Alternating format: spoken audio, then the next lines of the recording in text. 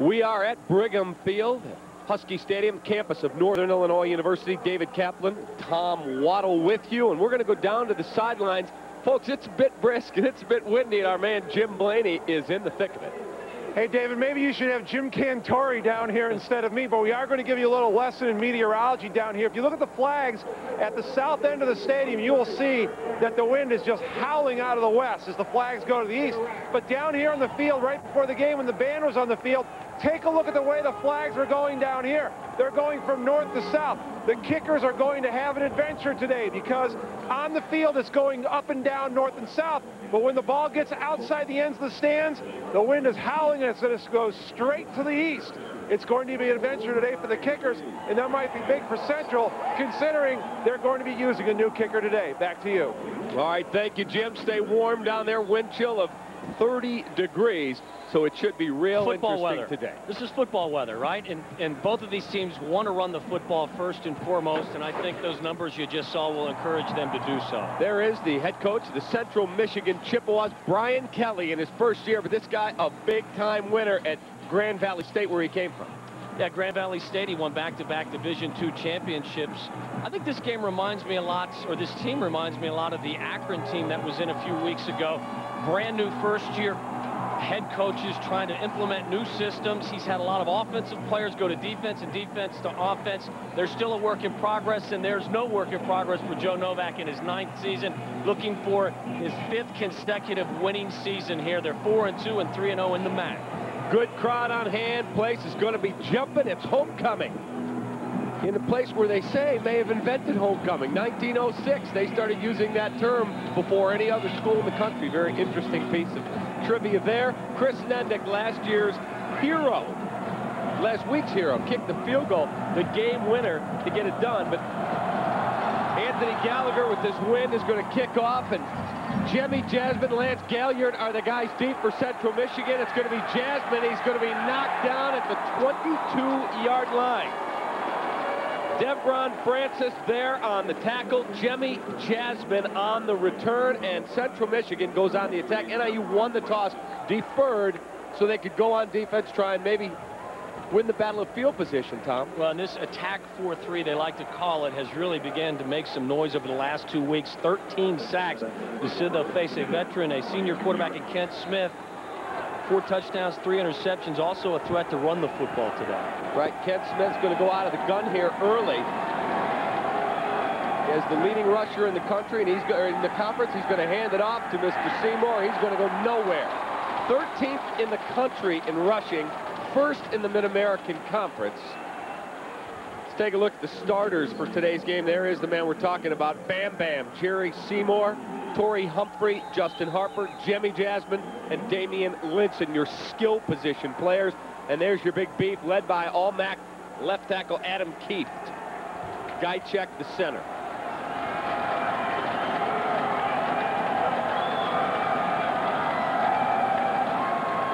The second, and we'll call it 10 again to Seymour, and he's going nowhere. This will be a tackle for loss, Tom Waddle. Javen Lee, a very active linebacker, second leading tackler on this Husky team, finds a seam and brings Jerry Seymour down. Seymour, 5'6" and 190 pounds, is like tackling a bowling ball. But Javon Lee gets the initial hit, hangs on. It's going to be 3rd and long for Central Michigan. And a tough day to throw, as we've been telling you, with the wind conditions, and they are going to throw on a little bit of play action. The toss is nearly intercepted, nearly picked off by Lionel Hickenbottom. He was the man who had it. And that will bring up a 4th down. Do we have laundry? Yes, we do have a penalty marker on the field. Take a look at the throw, Tom. Kent Smith tries to sneak it into Jasmine, and Lionel Hickenbottom does a nice job getting a hand in, deflecting it away.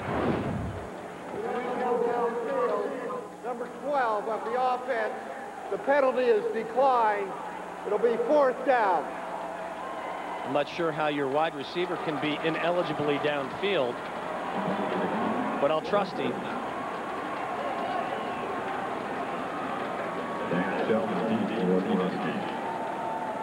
And as you said, this is what Northern was looking for, to try to get a 3 and out and get good field position for their first offensive drive.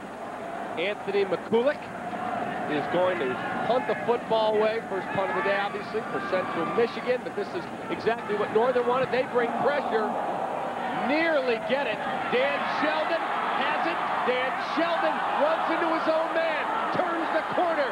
Sheldon up the sideline, knocked out inside the 40-yard line. We'll see where they spot it, right on the 40-39 of Central Michigan. So the decision to defer early certainly has worked out well for the Huskies. Certainly has. And Dan Sheldon, allergic to the fair catch. You see, trying to make something happen. He runs into Adriel Hansbrough, and this little guy's just a football player.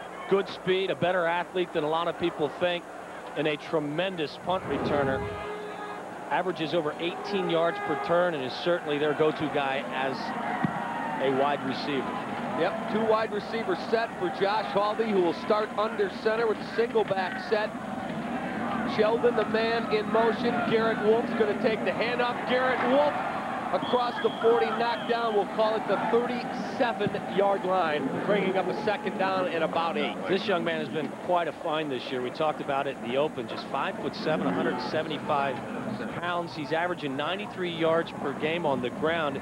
Despite his diminutive size, still able to run the ball effectively between the tackles. And you see Josh Haldy had a difficult afternoon last week against Central Florida, threw 3 interceptions, but overall this kid makes great decisions. Big, beefy, veteran offensive line protecting Josh Haldy. Matt Nagaki just got flagged for illegal procedure. Matt Nagaki, who's one of the starters on this offensive line. Number 71. Fire the snap. False start. 71. Offense. 5 yards. Previous spot. Still second down. Take a look at the starters. There's the backs and receivers, the so-called skill position guys, Wolf and Cieslak. Cieslak's had a big season so far, catching balls out of the tight end spot. Hurd, Sheldon, and Raleigh. And there's the big offensive line. Haldy is going to throw, dumps it back, sets up a wide receiver screen, and it's not going to go anywhere. Will not get back to the line of scrimmage. Marcus Perez made the catch. There were a gang of Chippewas led by Tony Thompson, their big nose guard, came in and made the play. Take a look at the defensive starters. There is the aforementioned Mr. Thompson, number 76, Bazine, a very good player, and then James King, who they asked the question in the Central Michigan Media Guide, who would win a Survivor episode of the whole team? Nearly every guy voted for him. Tells me you don't want to run into him somewhere. Haldy out of the gun. Haldy looking, Haldy throwing, and misses his man. He was looking for Sam Hurd, number 84, and unable to connect with him. So both teams unable to move the football. Kicking into the wind, this has got to be a punting situation. Yeah, Sam Hurd just looked like he was confused with the route he was running. Just quit running. Josh Haldy threw the ball in an open spot, and Sam Hurd wasn't there to bring it in. Justin Harper is the man who has his feet planted at the 10. Now, Tommy, you returned punts and took one back in an NFL game for a touchdown. And this type of weather's a nightmare. That'll be very difficult. High driving kick. It's going to hit, going to check up like a sand wedge in a golf game right around the 12-yard line. We'll see where they spot it, where Central Michigan will go on the attack. We're going to take a timeout. 11:44 left, first quarter. There's no score. Huskies, Chippewas, on Comcast Sports Net. Welcome back at Brigham Field, Husky Stadium, campus of Northern Illinois University. David Kaplan and Tom Waddle, our spotter with us is Hollywood, Todd Armour, our great Comcast Sportsnet crew, and Central Michigan on the attack. Take a look at the series history. NIU has won 6 straight. Huskies won in a big way at CMU last year. Central has not won in DeKalb since 1977, and we talked a lot about how Joe Novak had a long losing streak when he took the program over because he had to rebuild it from the ground up. A 23-game losing streak was snapped against Central Michigan here in DeKalb back in 1998. Handoff again to Bam Bam, and he tries to make a cut. Knocked down around the 27-yard line. Should be an up, though, and will move the chains and bring up a 1st and 10 for the Central Michigan Chippewas. Tommy, this guy's small, but he's shifty. It's hard to find him, too. If you're a linebacker, until he breaks the line of scrimmage, you don't know where he's at. Lionel Hickenbottom sets his feet, and Bam Bam just great lateral movement. As I said earlier, it's like tackling a bowling ball. Just an excellent little scat back that can get around you and over you.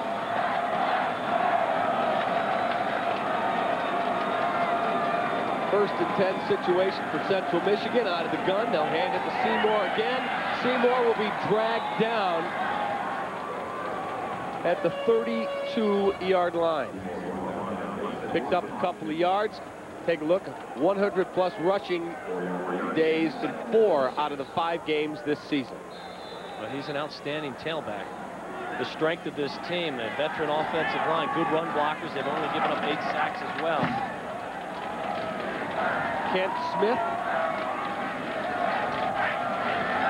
barking out signals at the line of scrimmage as his single back set, traditional in Central's attack. He's going to pitch to Seymour. Seymour will be knocked out of bounds, bringing up a 3rd, and we'll call it 3.5, maybe 4. Yeah, Martin Wilson gets to Kent Smith on this option, but at 6'5" and 209 pounds, Kent Smith is difficult to bring down. Everyone just has to be very disciplined in their lanes defensively when you set out to defend the option. 3rd down situation. Smith barks out signals, changes the play at the line of scrimmage. This is where all that film work comes in handy. He gives it to Seymour after changing the play, and Seymour is going to be short. Javen Lee, number 47, made the tackle. Seymour, though, short, and it's going to be a 4th down situation. They keep attacking Northern between the tackles. They're getting good push up front, but again, Javen Lee, a very active linebacker, not real big, at just 222 pounds, does a very nice job finding running backs. Looks like Central's going to go for this on 4th and 1, got to tip your cap. This is a gutty call for Coach Brian Kelly. They're going to take a timeout. They had just been trying to draw Northern Illinois offside. You think they're going to go for it here, Tom? I wouldn't understand why they would. And with field position such an important issue today with the weather, you're on your own 36, 37-yard line. A 4th and 1 at the 9:17 mark in the first quarter in a scoreless ball game. You look at Joe Novak, and you look at the differences in the program, but some of the similarities. When Joe Novak came in, he took over a team that he had to rebuild from the ground up, and he's built them into one of the best programs going. Central Michigan goes out and gets a very established, successful head coach from Grand Valley State, Brian Kelly. He was, what, I believe 28-1 the last 2 years as a head coach, and now he is starting over and rebuilding. Well, it's a learning process for the coaches to find the talent to fit the positions that they want, and it's also a learning process for these players to learn, try to figure out what their coaching staff wants. It's going to take some time for the Central Michigan program to get up and get rolling, but as you say, I think Brian Kelly established himself at the Division II level. I think it'll be just a matter of time before they get things turned around.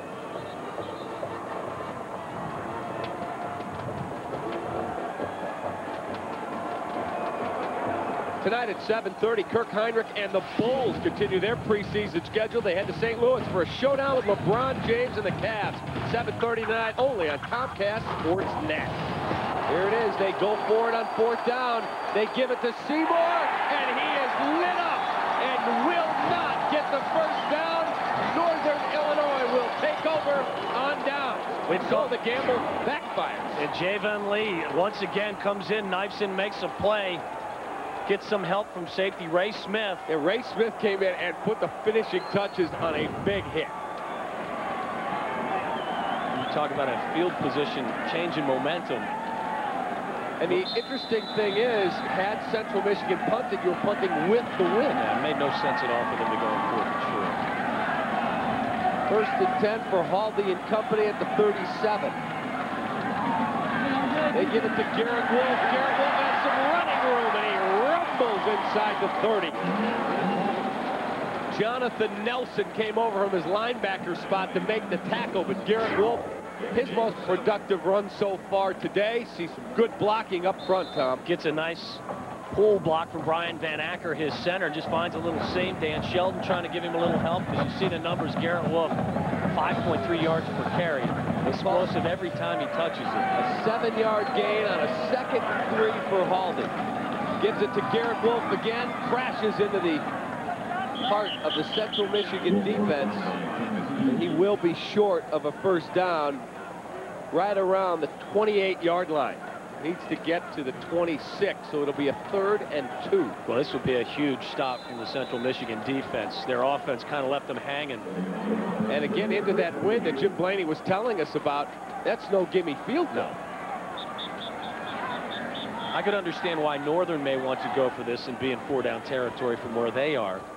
But certainly, Central Michigan, what they decided to do was risky, a little curious.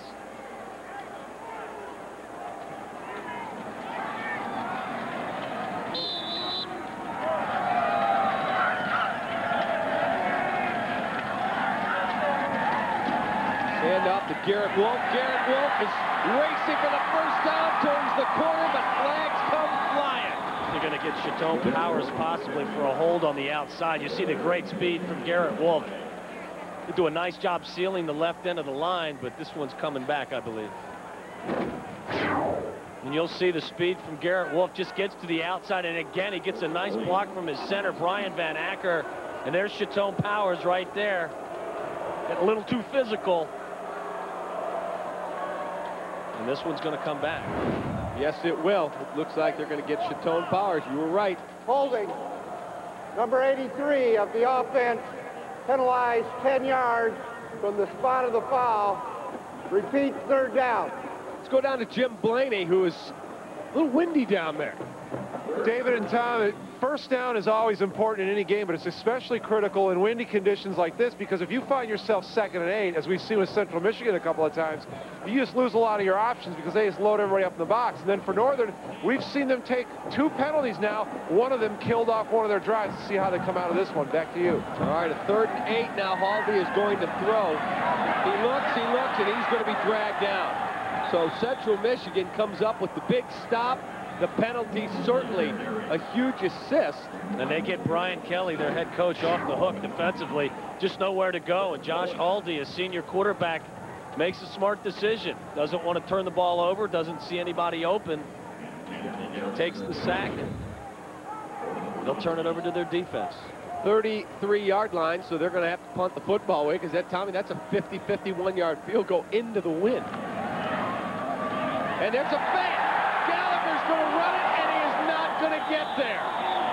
The fake punt was on. Anthony Gallagher took off, and he gets stopped about 3 yards short. I have to question both decisions. Earlier for Central Michigan to go for it on 4th and 2, and this, and I'm not sure this was called. It looks almost like Anthony Gallagher thought he saw a seam and decided to tuck it.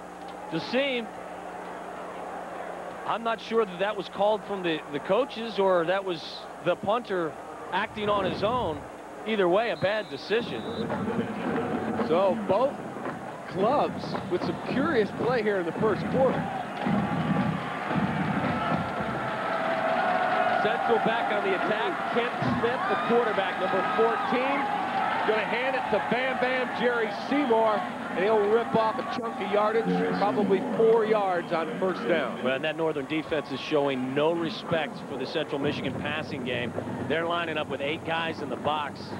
Daring Central to throw. 8 defenders within 5 or 6 yards of the line of scrimmage, and just asking Kent Smith and this Central Michigan team to throw the football.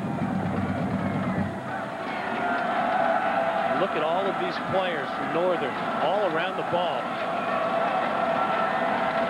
Hand off again to Seymour, and he is tripped up at the 40-yard line. So it'll be another 3rd down situation. Well, obviously we have found out that they're in 4-down territory, even on their side of the 50-yard line.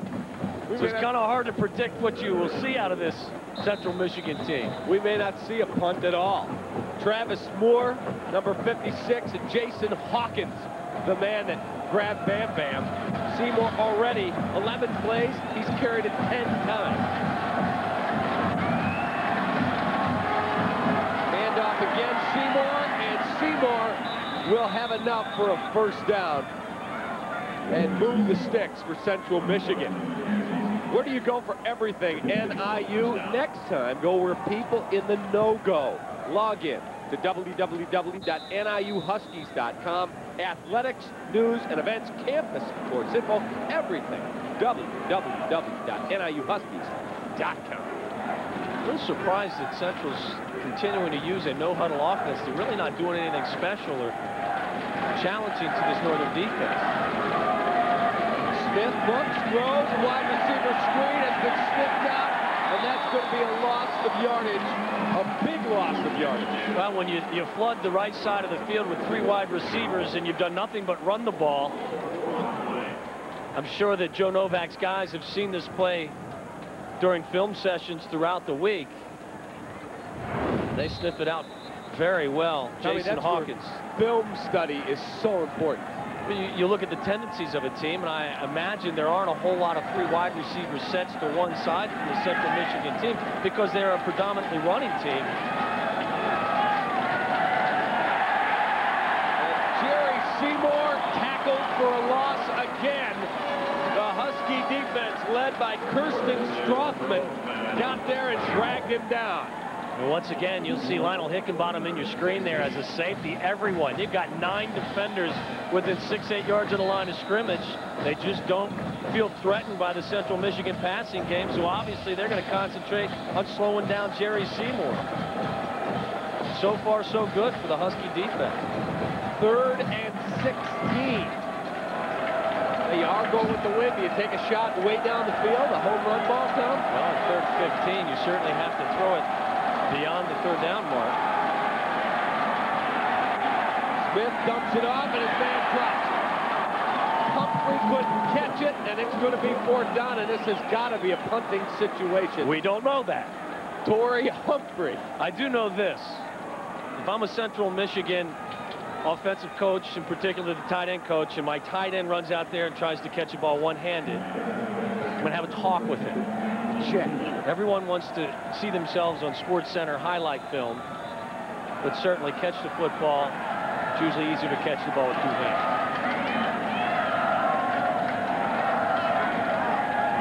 Well, this is a punt with the wind. And an absolute bomb. Going to bounce. Sheldon lets it bounce inside the 10, and it's going to roll that at the 5. An absolute bomb, Tom. With the wind, you hit it right, it will turn over for you. You got the spiral, and he got a big-time break when that ball checked up at the 5. There's no score. 4:02 left. First quarter, Huskies, Chippewas. And a good... Applebee's new Carside to Go is here. Well, come on, let's go, let's go, let's go, little darling. With Carside to Go, you can make dinner just by making a call. Let's go again once more. Plus, we'll deliver the food straight from our kitchen to your car. Oh, pretty baby, I love you so. So try Applebee's new Carside to Go. It's not fast food, it's Applebee's Food Fast. Eating good in the neighborhood. Let's go. What's under the hood of today's cars? State-of-the-art engines, sophisticated computer technology, drivetrains, electrical systems, hydraulics. Sound good? Then you're ready to live your passion and accelerate your future at Universal Technical Institute. At UTI campuses across the country, you'll get the training you need to launch your career as an automotive or diesel technician. Training that's customized to fit your learning style. And get this, financial aid is available for those who qualify. Our strategic relationships with leading manufacturers means training on all the cars you dream about. Cars like Ford, Audi, Porsche, Volvo, Toyota, Jaguar, Mercedes-Benz, BMW, International, Volkswagen. These manufacturers all come to UTI for skilled technicians. But here's the best part. The demand for trained technicians is huge and will be for years to come. Call UTI today. Live your passion. Accelerate your future. Universal. Jim Blaney, our sideline maven, on a chilly, windy day in DeKalb. He's got the hot packs in his gloves. He does. Wearing the ski outfit, he's all ready to go. The crowd bundled up, and everybody having a good time. It's homecoming weekend. So it's interesting. They have a very good football team, and the crowd is into it. Nice to see people out with football weather in the air, Tommy. 1st and 10 for the Huskies at their own 5-yard line, and they're going into the wind. This is like a 150-yard march they have to go on. Garrett Wolf, a big run, gets him out of trouble, nearly rips off enough for a 1st down. It'll be 2nd and short. That's exactly what the doctor ordered. Well, this is something we talked about earlier. Watch this wham block right here. There's your tight end. Brad Cieslak creating some space for Garrett Wolf. This young man is tiny. He's 175 pounds, but he's so durable, he gets a lot of his yardage between the tackles. Isaac Brown came up and made a hit on Garrett Wolf. Hand off again to Wolf, and he will, looks like he's going to have a 1st down. It's going to be very close. It'll depend upon the spot of the football. That's a 1st down. It's the same play run to the other side. Jonathan Nelson, James King in on the tackle. James King, now I was telling you, everyone says he's the toughest guy on the team. You realize in one game at Michigan State in 2001, he blocked 4 punts. Ties an NCAA record. Blocked 8 in his career. That's picking something up on tape.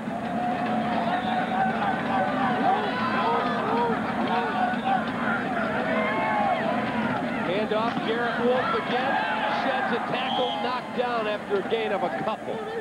Tough running. Well, Central Michigan's Brookshire on the tackle. Approaching their defense the same way Northern is. They know that Northern wants to run the football. They're putting 7, 8 guys in the box and daring Josh Haldy to beat them with the pass through the air, knowing that they're throwing into the wind. They'll call it a gain of 3. 2nd and 7 for Haldy and company. Again, it's Garrett Wolf getting the call, and Garrett Wolf knocked down short of the 25. They'll call it the 23.5, 24-yard line. Both of these teams are going to eventually have to throw the football to loosen up that run defense. Anthony Tyus, number 45. He's a 5'11", 225-pound senior linebacker. Came over and put the hit on Garrett Wolf.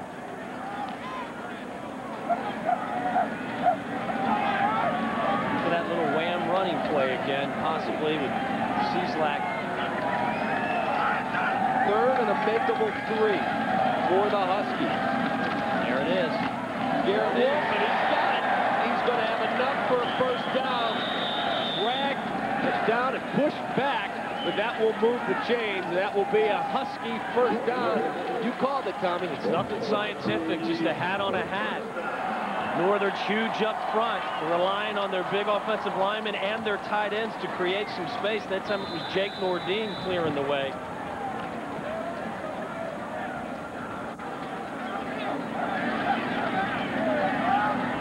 First and 10 for the Huskies.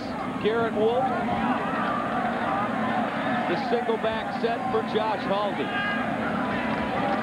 They'll give it to their main man again. He hurdles the tackler, drags another one, and is knocked down at the 35. Tommy, he was not the starter when we were out here earlier in the year. A.J. Harris was. That's right. Garrett Wolf got a chance and has responded in a big way. Look at this push that you'll get from all of these guys up front, just collapsing the front 5 or the front 4 of Central Michigan.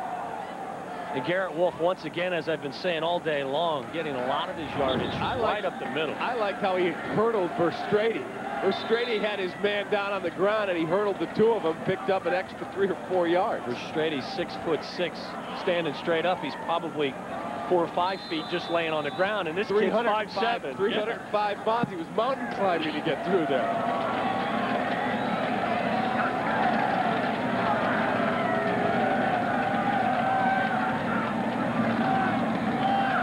Going to run a sweeper on the left side. Garrett Wolf turns the corner, and he's going to go nowhere. Real solid defense this time out of Central Michigan. James King. He's 6'1", 209. Not the biggest linebacker in America, but a guy that can fly to the football. Very active. Chaton Powers was out there once again trying to get a block after being flagged earlier in the game. Lost a little bit of his aggressiveness. 3rd down and a About a long 2. Okay, keep an eye right there. Once again, they made a living on this little crackback play. Not this time. They're going to get Garrett Wolf, and he's dragged down for a loss on the play. He'll lose 4, maybe 5. And Northern's going to have to punt it away. And this should be an adventure. You could see the flags in the end zone, in the south end zone. They are absolutely straight out into Northern Illinois' face right now for their offensive attack. Again, another. Jimmy Jasmine will be deep for Anthony Gallagher's punt. It's a very good Central Michigan team in terms of punt and kickoff returns.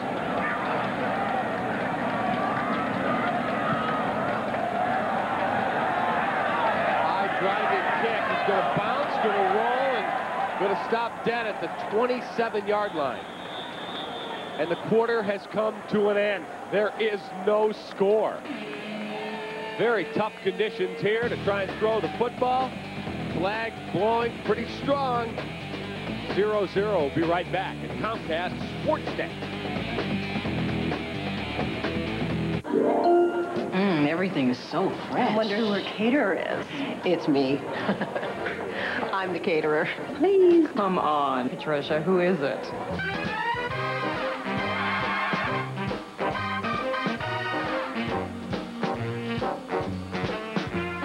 I got everything at Jewel.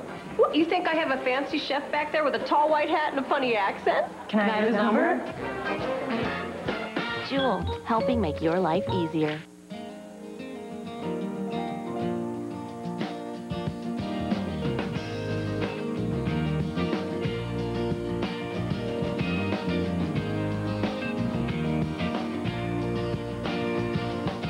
Save on jeans at Blaine's Farm and Fleet, your denim headquarters with quality brands like Wrangler, Rustler, Riders, and Lee. For everyone in the family, you'll find the right jeans at the right price. So tell me again why shrimp makes sense at Buffalo Wild Wings. I want to be a part of something great. And no offense, but your menu's more than chicken. I'd go great with your 12 sauces, and I'll work my tail off. Yeah, welcome aboard. Put her there. Oh. Sorry. Introducing popcorn shrimp. With a light peppercorn garlic breading, it's served with your favorite sauce. Try it with an ice-cold Coca-Cola. Yeah, good luck. Now with shrimp. Welcome back to DeKalb. Tom Waddle said it a second ago that you know eventually that people are going to start trying to go up top in this game. The Northern defensive coaches just told the defensive backs before they went back out on the field, you know they're going to go and try and go over your head. Be ready for it. Don't commit too much to the run. Tom and Dave, back to you.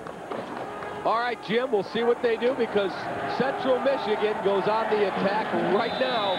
They've got the ball at the 27-yard line, their own. They hand it off to Jerry Seymour. He's got running room. And Jerry Seymour knocked down short of the 40.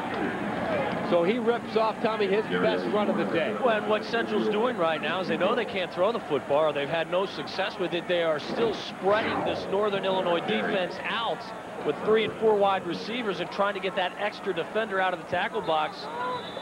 And right there, Jerry Seymour, his biggest run of the day. It's been hard sledding, a rough sled for Seymour. Averaging just 3.4 yards per carry to this point. A lot of that coming on that run. Seymour, as Smith's going to throw. Smith looks, dumps it off. He finds Seymour in the middle of the field. Be a gain of about 3 yards. They give Seymour the flexibility to have some movement. Well, he is their best player, so want to get the ball in his hands as much as possible. But again, I'm not... The beast, Brian Atkinson, his first tackle of the day. Still not real sure what they're trying to do with a lot of their screen passes.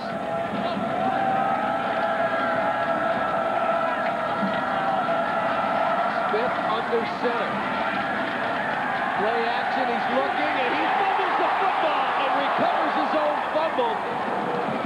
Northern got pressure. Kirsten Strothman was there, number 50.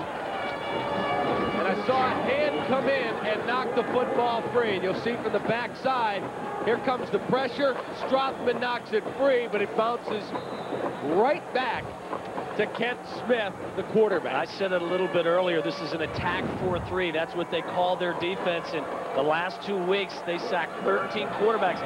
They will bring the blitz, not just to get after your quarterback, but also to disrupt the opponent's running attack as well. 3rd and 8 out of the gun. Smith looks, he's got time. He's continuing, he's going to run the football, turns the corner, dives. Close, let's see if they give him the first down. Very close. We'll see on the spot of the football. Tremendous effort from Kent Smith. That was an outstanding effort. You see Brian Kelly pump his fist. Great effort.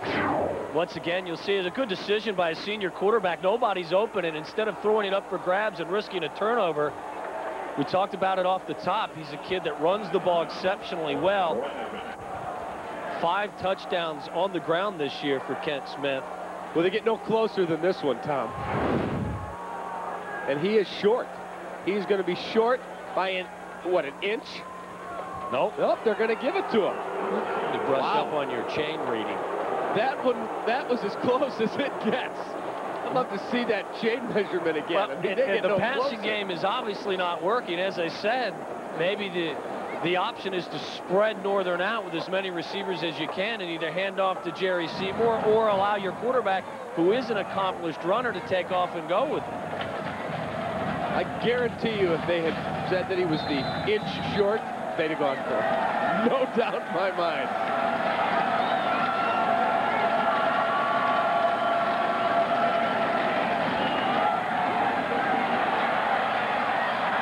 Kent Smith on a really nice fake. He faked me out of my shoes. Which isn't hard to do. Jerry Seymour looked like he had the football, and then Smith took it off tackle and picked up some nice yardage for another first down. Now watch this one again. Spread them out and watch the Northern defender, Jason Hutton, follows the fake to Jerry Seymour. And Kent Smith gets outside the tackle box. Hickenbottom came over and made a nice tackle, but real nice fake. This is what Joe Novak talked about last week, his disappointment with Northern not putting away a Central Florida team that was not as good as them. Jerry Seymour makes something out of nothing. He'll get back maybe to the line of scrimmage. Nearly tackled for loss again. Central still attacking the perimeter of this Northern defense. Doesn't make a lot of sense to me because Northern's not real big up front. Ken West, their left defensive end, 6'3", 235. Travis Moore, 6'1", just over 250. The best way to attack light defensive ends is to run the football right at them and take the steam out of them. 16 runs versus 4 passes. You can tell with the win today, the team that runs the ball blocks better is the team that probably win the football. Smith throws, and it is dropped. You're getting a Curzon, Dave Curzon, big kid, 6'6" and 250, but could not come up with the football. Through the first 18 minutes of the game, we're finding out why this Central Michigan team's not real fond of throwing the football. They don't catch it real well. There haven't been a whole lot of Chippewas running open in the Northern secondary today.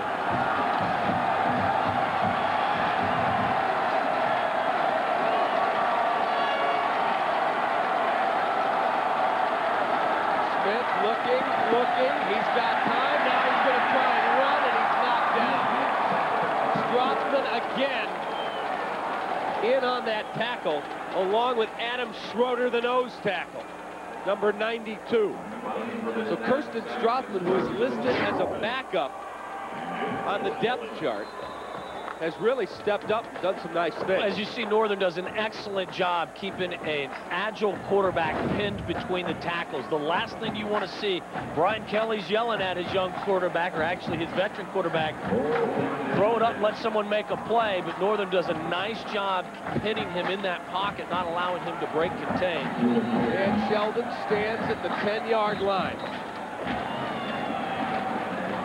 Anthony McCulloch, the Central Michigan punter. Even with him at the 10-yard line, okay? I will buy you lunch today if he fair catches this. You on? You're on. Okay. And he's a guy that doesn't like his fair catch. He's allergic to the fair catch. He and I have matching gloves on today. I forgot my gloves, and the Northern coaches gave me some receivers he's gloves. a bit faster than you. I've got better hands. I do. He's got his heels on the 10-yard line. The rule is if it's going to drift inside the 10 at all, Let it go. you let it go. The punt is away. Dan Sheldon just waves his arm, says nobody touch it. And it will roll out of bounds inside the 15-yard line. Does that mean you owe me lunch now? No, because he didn't feel it. Okay, so we're going to take the timeout. 11:06 left in the second. It's chilly in DeKalb. We'll see if the offenses can heat it up when we come back. Who's there? Dave Duerson, Chris Zorich, Hall of Fame coach Marv Levy involved. A.J. Harris is now in at tailback for Northern Illinois. Garrett Wolf getting a break. And A.J. Harris takes the handoff, and he's knocked down at the 8-yard line. Gain maybe a yard or two. A.J. Harris has a bad ankle. You see, he's asking for someone to come get him. May have aggravated that or re-injured that ankle. Started off the season exceptionally well as a big kid, 6'1", 221 with good speed, 4'4", 4'45 in the 40-yard dash. Looks like he may have re-injured that ankle. You look at the Central Michigan D-line, 258, 296, 275, 243. Northern Illinois has almost every guy 300 pounds. Haldy in a throw and misses his man, Sam Hurd, number 84. Obviously, the winds are a big factor. That ball sailed. Well, the weakness of this Chippewa defense is their pass defense. They give up 233 yards per game through the air. Northern has the win. Sooner or later, they're going to have to attack that secondary of Central Michigan, try to relax that defense. They're packing it in, trying to stop Garrett Wolf and A.J. Harris. Ultimately, one of these teams is going to have to establish their passing game today, despite the win.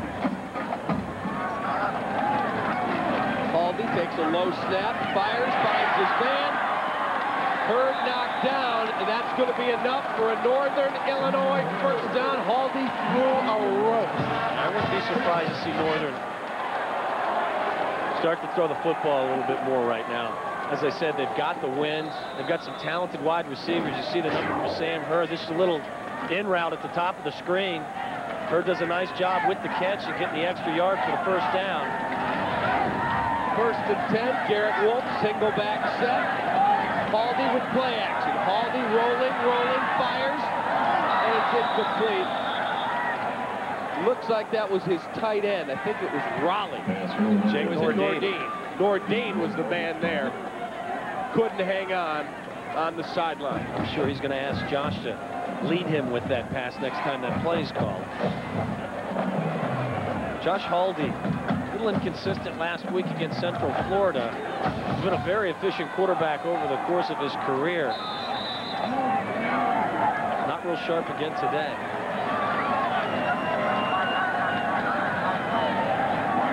Haldy barks out the signals. Gives it to Garrett Wolf. Garrett Wolf cuts through into the secondary. Garrett Wolf will move the chains with a big run. So he is explosive. He is great speed, and again, very durable for his size. Just finds a seam, gets to the line of scrimmage very fast. And again, I think you see the benefit of dropping back and throwing the football. And keeping Central Michigan honest, they're going to have to defend both the run and the pass. Do you take a shot down the field with the win? I think you have to throw the football again to loosen up that defense and take advantage of being with the win. Garrett Wolf's going to get the handoff again.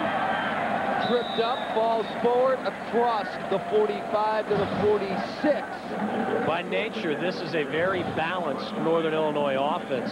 They run it for 197 per game and throw it for 222. So they like to get the most out of both facets of the game.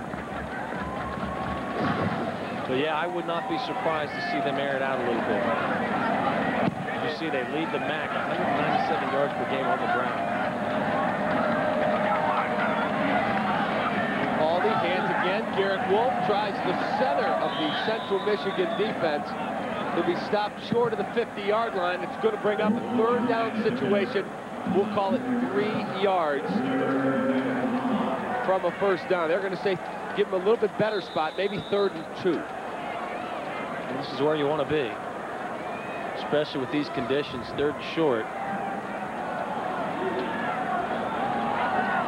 Ball just short of the 50. They need to get just past the 49-yard line.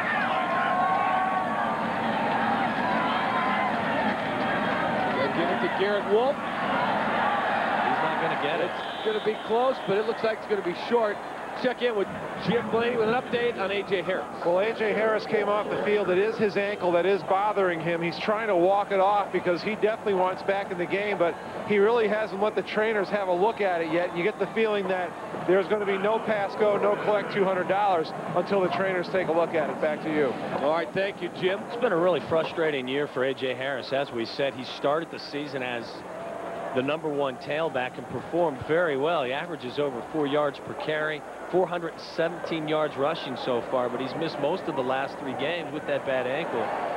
They do give him a spot and a 1st down. Seemed a bit generous, but I'm sure Joe Novak very happy to accept. He's not going to walk out there and say, guys, move that back. Exactly. There's Victor E. Husky. We're at Brigham Field at Husky Stadium. We ran into Dr. Brigham upstairs. Man, the stadium's named after the former athletic director.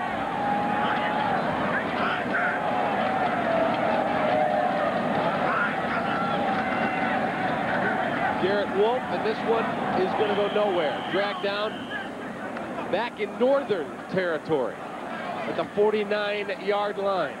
Loss of a couple on the play. Central with 9 defenders in the tackle box to defend the run. Granted, they were in a 2 tight end set with 1 wide receiver. Tom, how tough was it? You played in this climate as a Chicago Bear. You dealt with very tough conditions in Green Bay. How cold? The cold doesn't bother you as much as the wind does. I think the wind is a very big issue on days like this. 2nd 12 for the Huskies.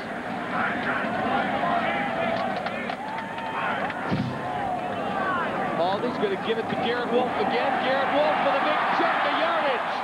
Garrett Wolf dragged down, picked up maybe 11.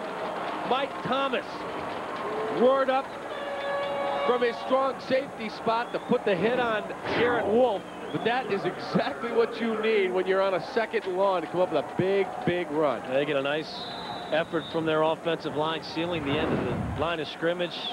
Some help from the wide receivers, but you see they're running it 21 times out of 26 plays.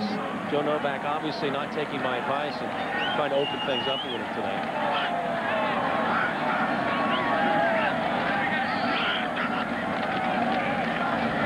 Garrett Wolf again crashes near the 1st down marker. I was wrong last time, so I'm not even going to try to predict this time. Keep up with your favorite NIU athletes every week by watching Inside Husky Sports Thursday, 5 o'clock, right here on Comcast Sportsnet. Hosted by Brad Hoy. Review this week's game and get to know Husky coach Joe Novak as he prepares for the upcoming matchups. Inside Husky Sports over on Comcast Sportsnet this Thursday at 5.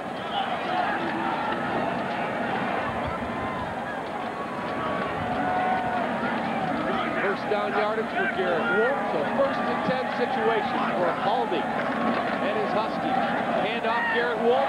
Tries to turn the corner. Breaks a tackle. Puts it back inside. An outstanding run. Knocked down at the 24-yard line. That's just a great individual effort. Lethan Williams had a beat on him. You see Williams right here. He'll come into your screen. Jake Verstrate tries to get him down. Williams gets a hand on Wolf.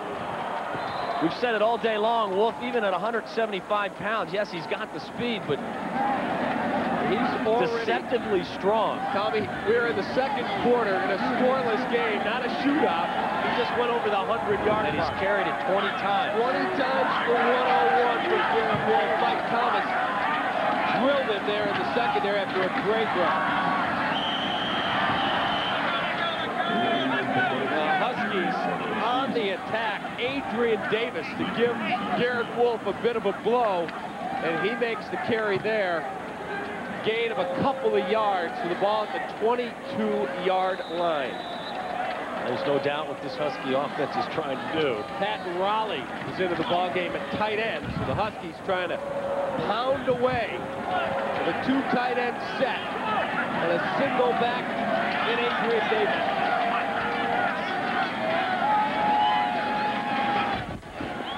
Baldy rolling, looking to throw, finds his tight end. Jake Nordine makes the catch. Big pickup for the Huskies, which will give them a more manageable 3rd down, Tom. Just a little quick rollout. Nordine gets away from the defender. Good 6 or 7 yards on 1st down. Passing game is so much more effective when you can run the football.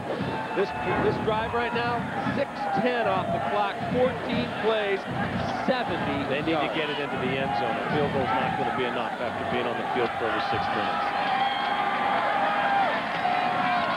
Hand off, Garrett Wolf back in the lineup, makes a man miss, cuts it back. Garrett Wolf has the 1st down, and he's knocked down at the 7-yard line. This little guy is fun to watch. Once again, he does it all on his own. Looks like he's stuffed at the line of scrimmage. He has to be frustrating that Chippewa defense. They feel like they've got him pinned in, and he just finds a little seam, gets through. Arm tackles aren't going to bring this little guy down as well. He reminds you, obviously not at the same level, but in this level of what Barry Sanders was like. Very quick side to side, and very strong for his slight build. Wolf single back set. They're going to give it to him again. Garrett Wolf rumbles, giving 6. Touchdown, Northern Illinois. That's what you call a physical drive. That's just wearing people down. You strap on your chin strap, buckle it up tight, and just out physical the guys in front of you. And once again, he gets a nice little block there. Ben Lewick pulls. And again, we said this little kid can fit through any little seam. The extra point up. The extra point is perfect. So the Huskies jump on top. 16 plays, 87 yards, 6:40 off the clock. And it's Northern Illinois 7 and Central Michigan nothing. Now you see the big protection unit for Garrett Wolf. Look at those numbers, and we're in the 2nd quarter. 22 carries already, 118 yards, ripping off over 5 yards a carry, and he found pay dirt to give Northern Illinois a 7-0. Central just cannot match the size up front from this Northern offensive line, and when they bring in those 2 tight ends, and Brad Cieslak and Jake Nordine, both over 250 pounds, they don't have an answer for that size. Nick's kickoff is going to bounce around. Will be picked up inside the 10 and buried at the 11-yard line, maybe the 10, is Lance Gaillard. Didn't look like there was very good communication on catching that kick, but obviously the wind is a factor. Yes, it is. Special teams so important. Obviously a third of the game, offense, defense, and special teams, and when the conditions are less than perfect, special teams play an even bigger role. Sam Pittman is the offensive line coach for Northern. They called the offensive line the Pittman Protection Unit. They did a pretty good job on that last drive. I think you'll see them run that 2 tight end formation Northern will all day long, because obviously it's working. Smith makes the Seymour quarterback keeper up the middle, and he'll grab a nice chunk of yardage for the Chippewas, get them moving. Yeah, again, I don't think that bothers Northern. I really don't think that they're disappointed that they're going to keep Kent Smith pinned in between the tackles. The last thing they want to see him do is break contain, but if you can keep him running the ball up the middle of the field, then you can put a lick on him and control where he's going.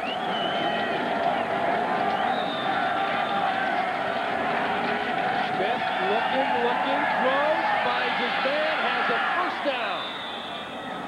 Real nice throw. Damian Linson makes the catch. And that's the first significant play that they have had through the passing game.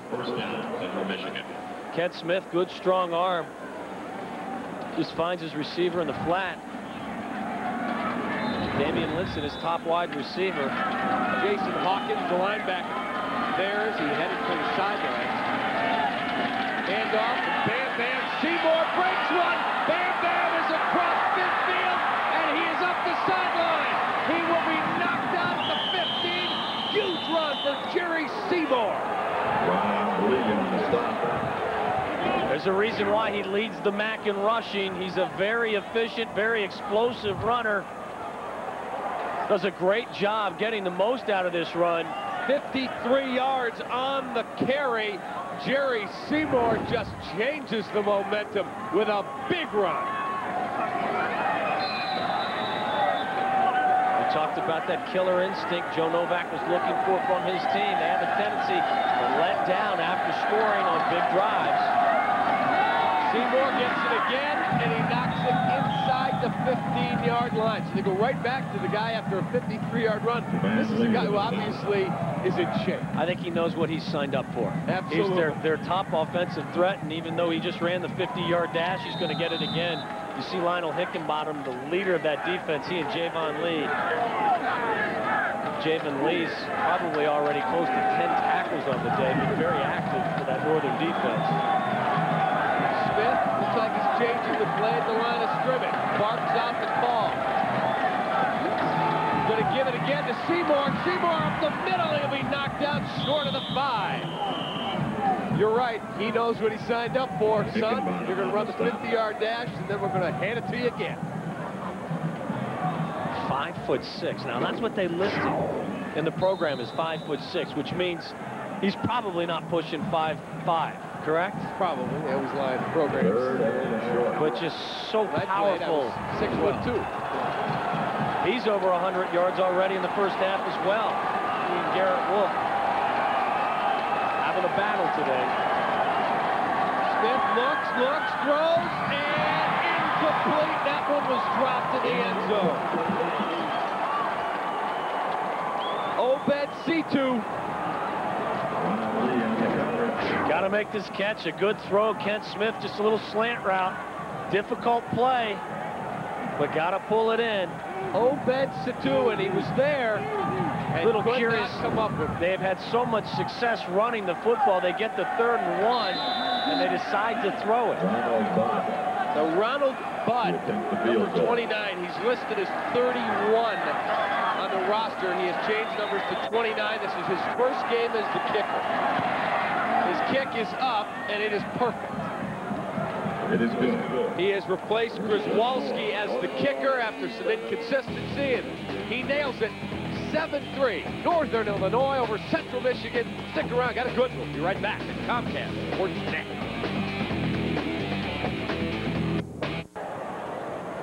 2:10 left, second quarter. David Kaplan, Tom Waddle, Jim Blaney with you, our spotter, our guy, Hollywood Armor, here with us in the booth on a very chilly day in DeKalb. You look at Brian Kelly, there's the scoring drive. It ends in the field goal from Bud. 81 yards. 81-yard drive, 68 of those yards on the ground, yet at 3rd and 1, after driving the length of the field basically on the back of Jerry Seymour, they decided to throw the football. Questionable call from first-year coach Brian Kelly, in my estimation. But they come away with 3. He would say to you, if Obed Situ makes the catch, that's true. I've got a touchdown. That's true. And the ball was in his hands. That's a very good point. But the strength of this offense is obviously running the football. Hickenbottom and Marcus Perez, the deep men for Northern Illinois. Grzywolski will kick this one away for Central.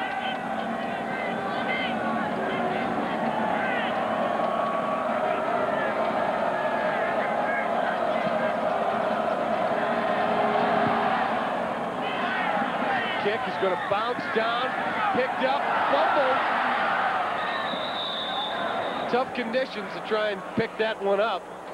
It hit the turf and just stopped.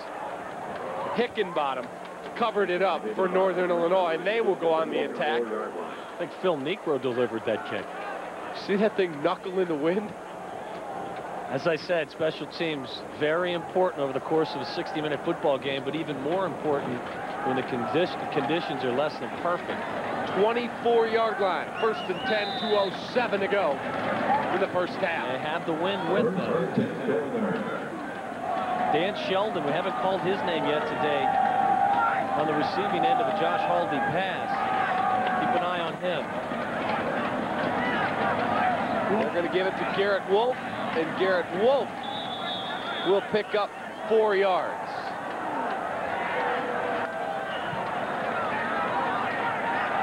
They're going to stay in a 2-minute drill. Come out in a 2-minute drill. Remember, Garrett Wolf also a fantastic little receiver out of the backfield. Haldy takes the snap. Haldy looks, throws, and there's his man. Dan Sheldon is Nostradamus, my partner. Called him. Well, we talked about it earlier. This Chippewa defense gives up over 230 yards per game on the through the air, excuse me. And Dan Sheldon, Josh Haldy's leading receiver, just a matter of time before Sheldon got involved.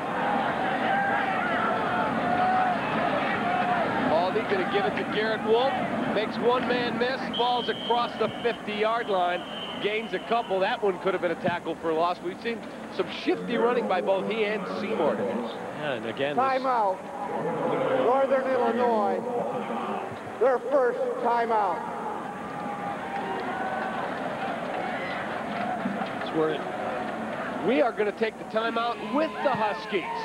7-3, Huskies on the move. Waning State. Sedan, starting at $29,970. Hell of a start for you.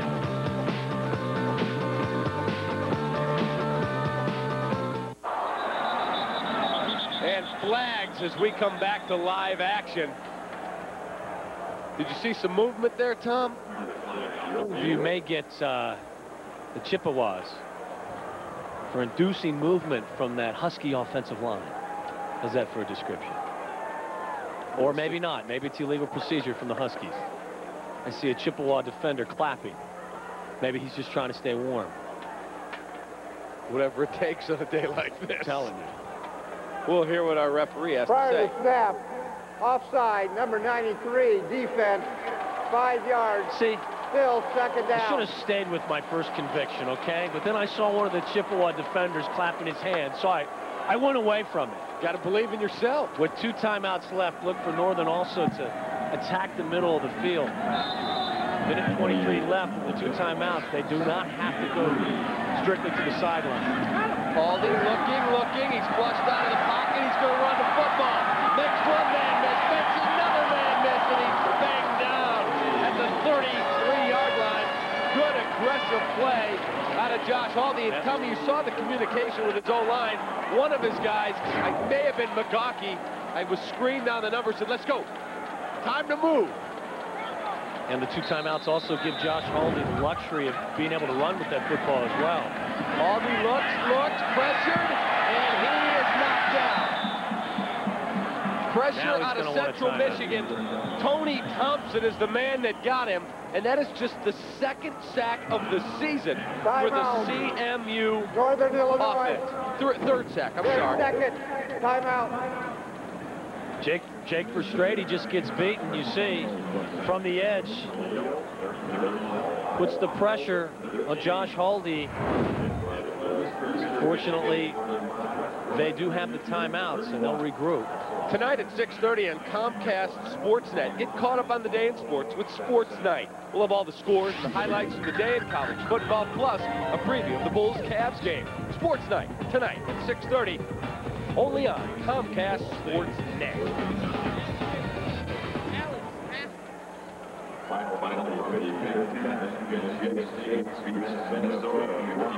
One timeout left for the Huskies, 2 for the Chips. And again, that allows them to attack the middle of the field. That's where Dan Sheldon has hurt teams in the past. They line him up in the slot, let him work the middle of the field. Northern needs to come away with at least 3 on this drive. But I'm sure Joe Novak is thinking a touchdown. Certainly Dan Sheldon is the guy to be looking for.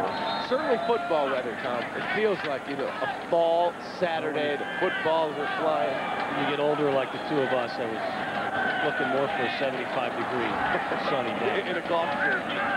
Haldy looks, pressured, More pressure, and down he goes. Thompson was there again, and he had some friends. Deontay Burnham was there also to knock Josh Haldy down. Clock ticks, drips towards the 40-second mark. They've got third and a bunch. 3rd and 20. A whole lot of plays to call for this situation. Haldy looking, flushed again, lobs it down the field, and it is incomplete. Incomplete. Shatone Powers was there on the sideline. It'll bring up a 4th down situation with 28.2 seconds left. Take your medicine and punt the football. That's the wise decision. Boy, the Chippewas picked a good time to find their pass rush.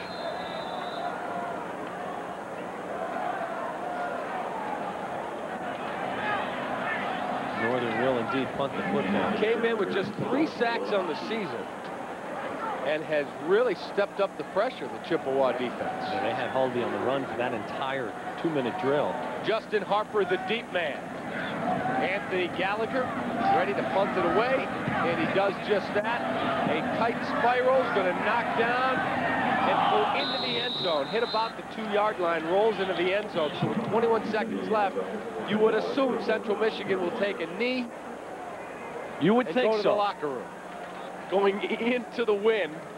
But expect the unexpected with the Central Michigan team. They set the tone early when they went for it on 4th and 2 from their own 35 or 37-yard line today. Correct.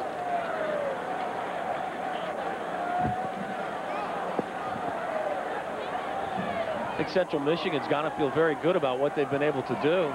Only 3 points, but they've kept this game close.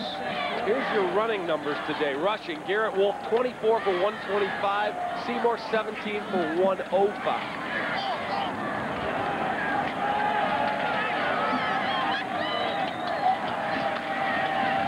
Hand off to Seymour, and he is dragged down by a host of men, led by the beast, Brian Atkinson, the middle linebacker. I think that's going to be our final play of the half. To be very happy to go into the locker room at halftime down just 4 to this Northern Illinois team. That's going to do it. Time has run out here in DeKalb. So, halftime score, Northern Illinois 7, Central Michigan 3. You said it, the key so far for both teams has been the running game. Garrett Wolf 125 yards. Jerry Seymour has added 100 for the Chippewas as well. Neither team with much success throwing the football in this first half. Jim Blaney is going to get a chance to talk to Brian Kelly.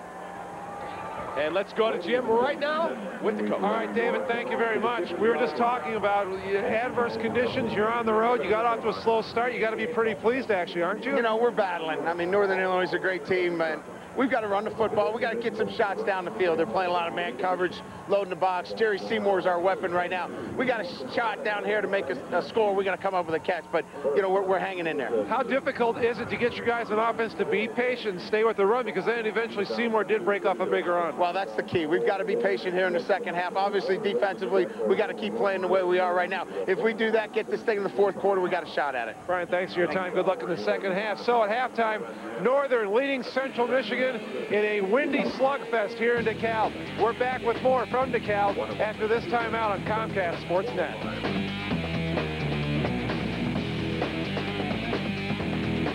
This year, 1-4 overall, 0-2 in the MAC, and Ball State 1-5 overall, 1-2 in the MAC. You see there the season so far, Huskies 4-2 on the year, 3-0 in the MAC.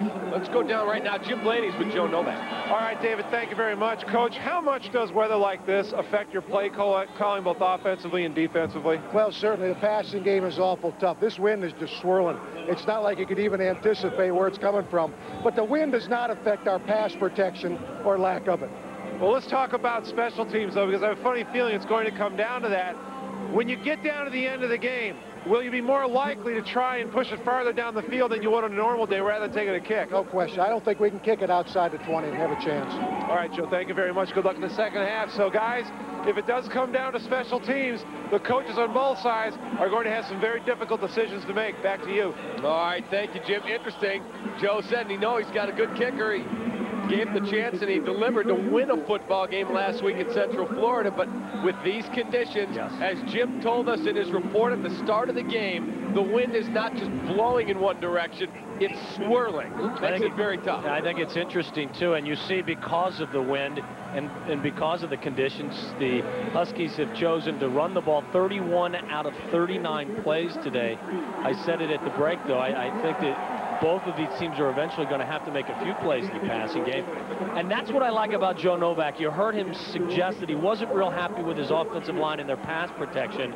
They did break down at the very end against a front four of Central Michigan that has not had a very good run at getting to quarterbacks so far this year. You see also Central Michigan running at 23 out of 30 plays offensively. Both of these teams, because of the conditions, will keep it on the ground. But again, every now and then you've got to sprinkle in a pass. Keep everybody off. Keep them honest. Absolutely right. So Northern's going to have the football to start the second half.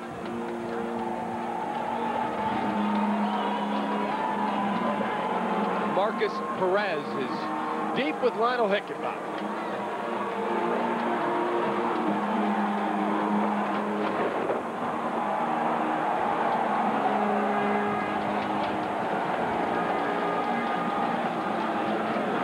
Walski will kick off. Lost his job as the place kicker. Keeps his job handling kickoff duties. Kicks into the wind. It's going to come down. Hickenbottom fumbles the football. That one rolls out near the 30-yard line. We'll see who recovered it. That's the second time the Huskies have had trouble returning a kickoff. Both times Lionel Hickenbottom has found a way to come away with the ball. Which just heard Joe Novak talk about it with Jim Blaney. Special teams, very important today. And we also have a man down, it looks like. Trainers are coming out. That ball knuckling on Hickenbottom. Very fortunate to come up with it. And Javen Lee, I think, is the man that's down. Yes, he is. That's not good. We called his name an awful lot in the first half. Very active, helping slow down Jerry Seymour. He'll be helped to his feet.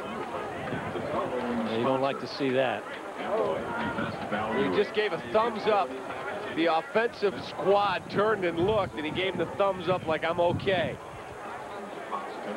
You could tell that the way that ball knuckled at Hickenbottom. Watch this on the replay. Also dynamic candy. And there's Javen Lee. I believe that's Javon right there. In a compromising situation. When the ball hits your kick returner and bounces that far away, all bets are off. 1st and 10. Garrett Wolf will take the handoff, and he'll be belted. And the thunder sticks are blowing through the field now. The thunder sticks are everywhere. There's confetti and there's everything blowing around the stands. I mean, the wind is... We can't stress enough what type of a factor it is on today's game. The lights are now on. We had a 30-degree wind chill at the start, and it's got to be somewhere in the 20 range now. It has got noticeably colder. You sound like you're complaining. Not at all. Baldy's going to keep, makes the pass, and is upended in a big way. Wow.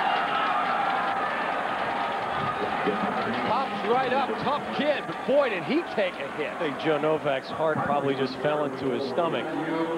Josh Haldy missed a good portion early of the season with a stress fracture in his foot. Just a great effort. Reminds you of that John Elway launching himself into the end zone in the Super Bowl years ago. I mean, that was a big hit. But he picks up enough for a first down, hands it to Garrett Wolf. He tries to cut back, and that one goes nowhere. Gain of maybe a yard, maybe. Well, it's going to be a low-risk offense. No doubt about it. Mix in a few play-action passes, some rollouts. But that man right there, Garrett Wolf, will be the focal point of this offense for the next 30 minutes.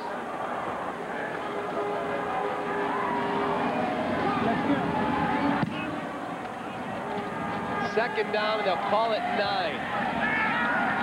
Baldy looks. Baldy's going for the home run ball.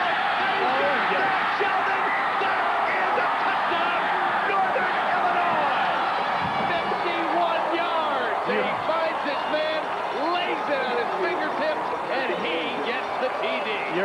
receiver and me say, oh, yes, because that is the most difficult catch in the world to make when you're all by yourself. The wind is carrying it a little bit. And look at the great concentration from Dan Sheldon. Pulls it in, gets behind the Central Michigan defense, and that is a difficult catch to make considering the conditions. Nednick, the extra point up, and perfect. So the Huskies explode for a touchdown. 51 yards. Haldy to his favorite target, Dan Sheldon. Northern by 11. We will be right back. A Comcast Sports Net. NIU football is back for more in 2004. Take the short trip to DeKalb to catch head coach Joe Novak's Huskies as they make their bid for a Mid-American Conference Championship. Great seats still available for remaining Husky home football games, including a nationally televised date against Mid-American Conference West Division rival Toledo. NIU football tickets start at just $17. To order your Northern Illinois University football tickets, contact your nearest Ticketmaster outlet or go online at niuhuskies.com. Subway Restaurants introduces new hot oven toasted subs. A great new taste no one can resist. That's our sub. Dude. Toasted top to bottom, all the way through on our fresh baked bread. Subway, eat fresh. Tonight at 7:30, Kirk Heinrich and the Bulls continue their preseason charge when they roll into St. Louis to square off against LeBron James and the Cleveland Cavaliers, followed by Bulls postgame live. Bulls Cavs tonight at 7:30. Get your game on Comcast Sportsnet. Call it officially 60 yards on the TD catch. Northern a 14-3 lead.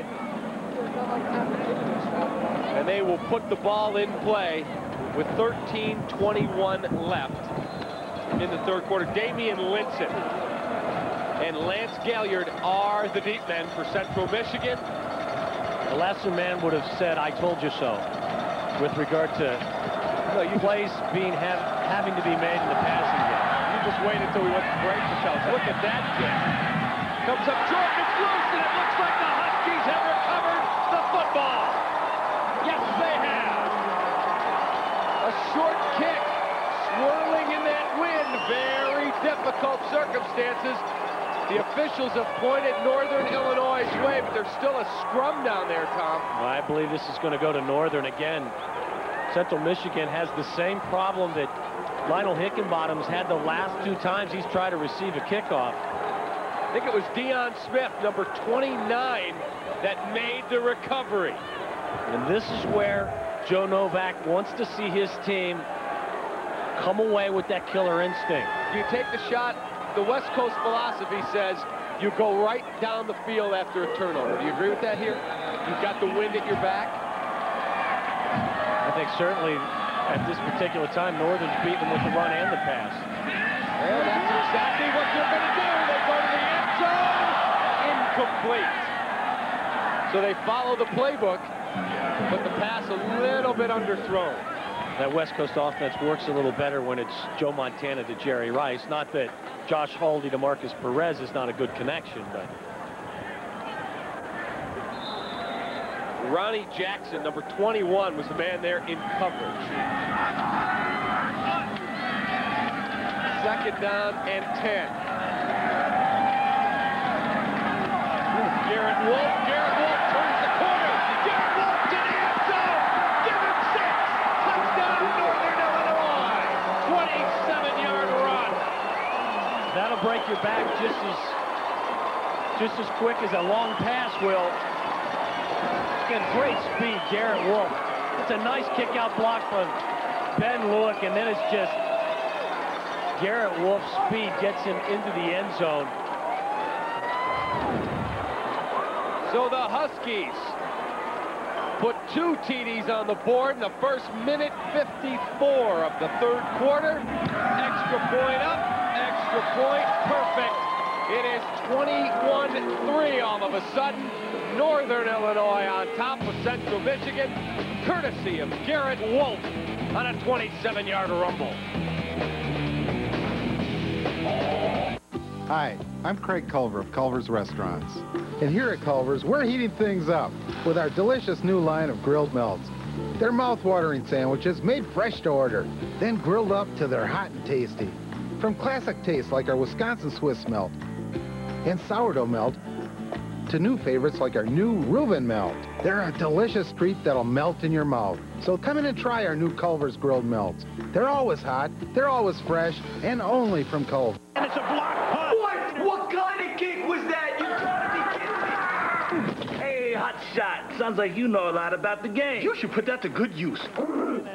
There are plenty of ways that you can volunteer in your community. You just need to figure out what you like to do and pass it on to others. Show them how to kick that ball. Do what you like to do. Volunteer. Great, this time try to kick the ball. Comcast, focused on community. With regular email, LOL stands for what? Lisa. Laughing out loud. Sad, isn't it? 3 letters can't capture laughter. But Comcast Video Mail can. Our world is vibrant and full of life. And now, so's our email. Wow. Introducing Video Mail, only on Comcast high-speed internet, in a class by itself. Welcome back to DeKalb, Illinois. David Kaplan, Tom Waddle, and Jim Blaney with you here. Northern Illinois has exploded for 2 touchdowns. One off a Central Michigan turnover on a fumble kick. Central will put the ball back in play and will start right around their own 32-yard line as Damian Linson grabbed that line drive kick. Robert Wallace came over and made the hit, and the Chippewas, their first possession of the second half. And this is not the position they wanted to be in. Into the wind, down 18 points, and having to throw to try to get themselves back in the game. All right, Jim Blaney has an update on Javen Lee. David, the word on Javen Lee is a knee sprain, and when I talked to the trainers when it was 14-3, they said, we're going to sit him out for a while, he may be back. I think that got a lot less likely once it became 21-3. Back to you. Thank you, Jimmy. Jerry Seymour, nice cutback run. Jerry Seymour will move the chains. This little guy showed a lot today. Yeah. He's got the ability to play on Sundays. I don't know that he has the size, but he certainly is shifty. He's powerful. See Javen Lee, who's had the most success of any of the Husky defenders out there slowing down Jerry Seymour. But I agree with what Jim said. If you can keep this game in check, no reason to go out there and risk a further injury to one of your top defensive players. Jason Hutton was the man that dragged Seymour down. Seymour, a couple of Huskies will knock him down, but not before he picks up another good chunk of 5 yards. Jason Hawkins and Lionel Hickenbottom. Yeah, I don't think Brian Kelly feels he needs to go to the air just yet. Not into the wind. Well, not just that, but you still have over football. 27.5 minutes to go. They've got a very explosive running back in Jerry Seymour.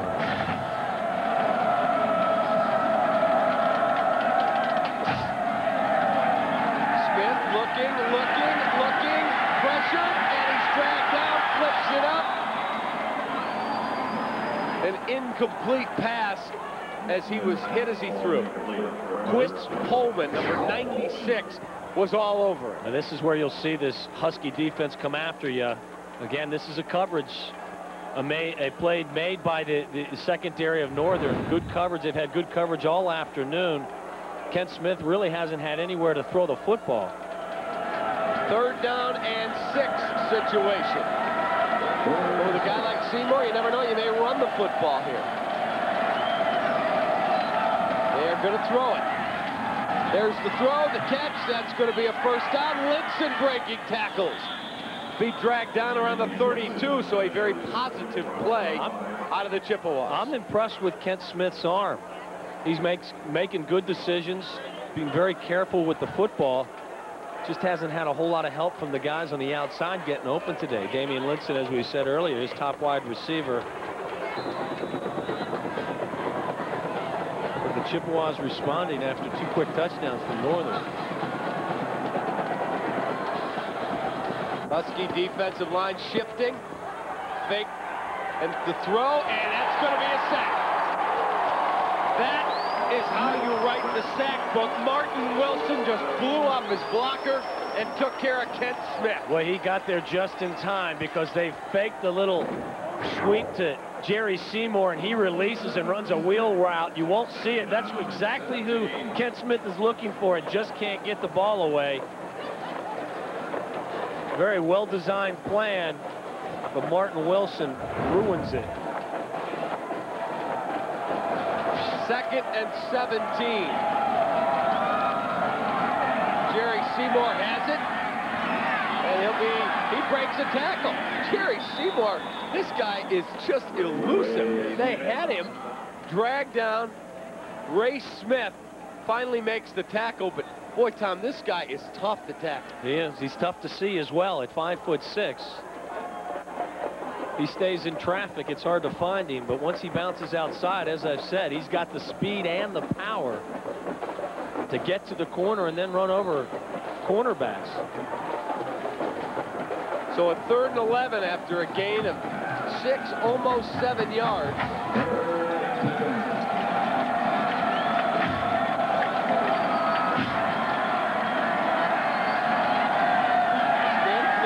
Looking, fires, and it is dropped. That one was on the numbers. Justin Harper had it and dropped it. Yeah. Again, a fine throw by the Central Michigan quarterback. He's betrayed by his wide receiver in that case.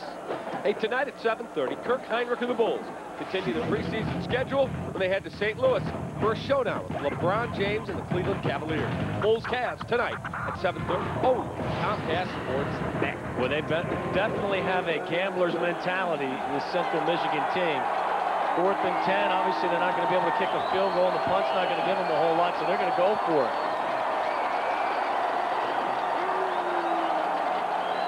Out of the gun, Smith drops back, looks, he's going to run the football. Smith will dive and come up short of the 1st down. Now, from the coach's point of view, he'll say, well, a punt may not have gotten me any better than that, kicking into the wind. I don't have a problem with this decision, the one to start off the game, their first drive when they decided to go for it in 4th and short from their own 37, 38-yard line. That one was a bit puzzling. This one was not. But again, I've mentioned it all day long, and you have a quarterback like Kent Smith who is very good running the football. The goal is to keep him between the tackles. Do not allow him to break, contain, and get to the outside. If you can keep him funneled up the middle, not only can you put a helmet on him, you can follow him where he goes and limit his success running the football. Garrett Wolf takes the handoff. He's got blockers out in front of him. Garrett Wolf dragged down, and a flag comes flying. May have been a mask. This may be of the 15-yard variety. Boy, Brian Van Acker, the center, got out there in front of him and really cleaned house. This Northern offensive line does a nice job, as do the wide receivers. You see getting help right there, Sam Hurd. And that's a pretty violent face mask. And there's the mask right there.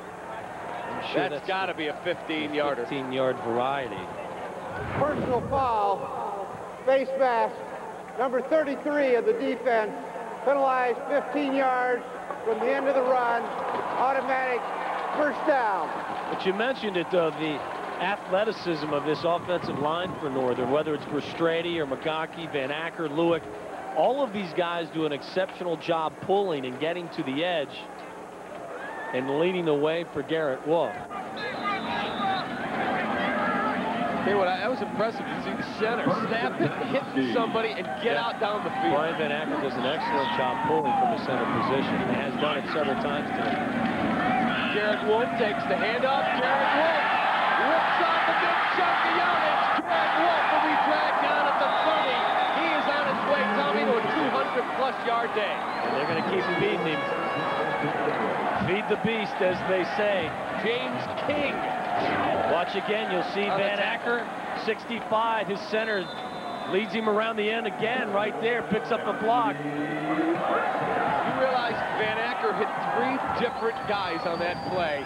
He snapped it, blocked, and then was down the field to get another man. And I don't know That's a motive. I don't know what Garrett Wolf's 40-yard dash speed is, but his football speed is exceptional. When he finds a crease, he hits about as quick as you'll find in college football. Play action, fake to Garrett Wolf, and there's a real nice Good throw. Big gain for Nordine, and that will move the chains again for the Huskies. Haldy delivered a strike. It's very conservative passing attack at the moment, considering the conditions, but once again, a little fake, a little rollout, finds his tight end. Great balance again today. They are running the football, but when they have to throw it, they're doing a nice job with it. Garrett Wolf takes the handoff. Garrett Wolf will be knocked down at around the 13-yard line. Picked up a couple there. Thomas Keith came over, freshman linebacker, and laid the hit on Garrett Wolf, knocked him down. And this is when you can demoralize a defense. You scored 2 quick touchdowns to open the second half, and now you just pounded at him.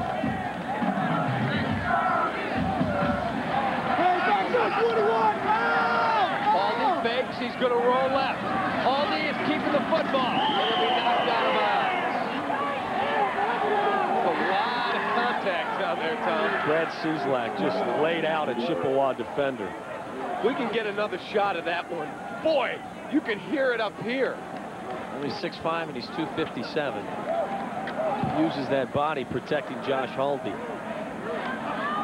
Hard to believe that Cieslak, the big tight end, used to be a quarterback at Stevenson High School in the suburbs of Chicago. He's a big dude. A big dude.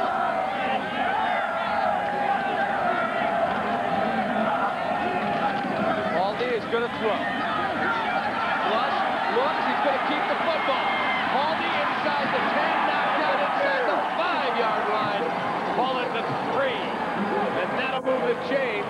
First and 10, Northern Illinois. I don't think Josh Haldy gets enough credit for his ability to run the football. Once again, he doesn't see anyone open, and he runs to daylight. Could have gone down there, but no, he decides to tuck it and get the first down. Takes a little bit of abuse, but gets 3 more downs or 4 more downs to show for the bruise on his back.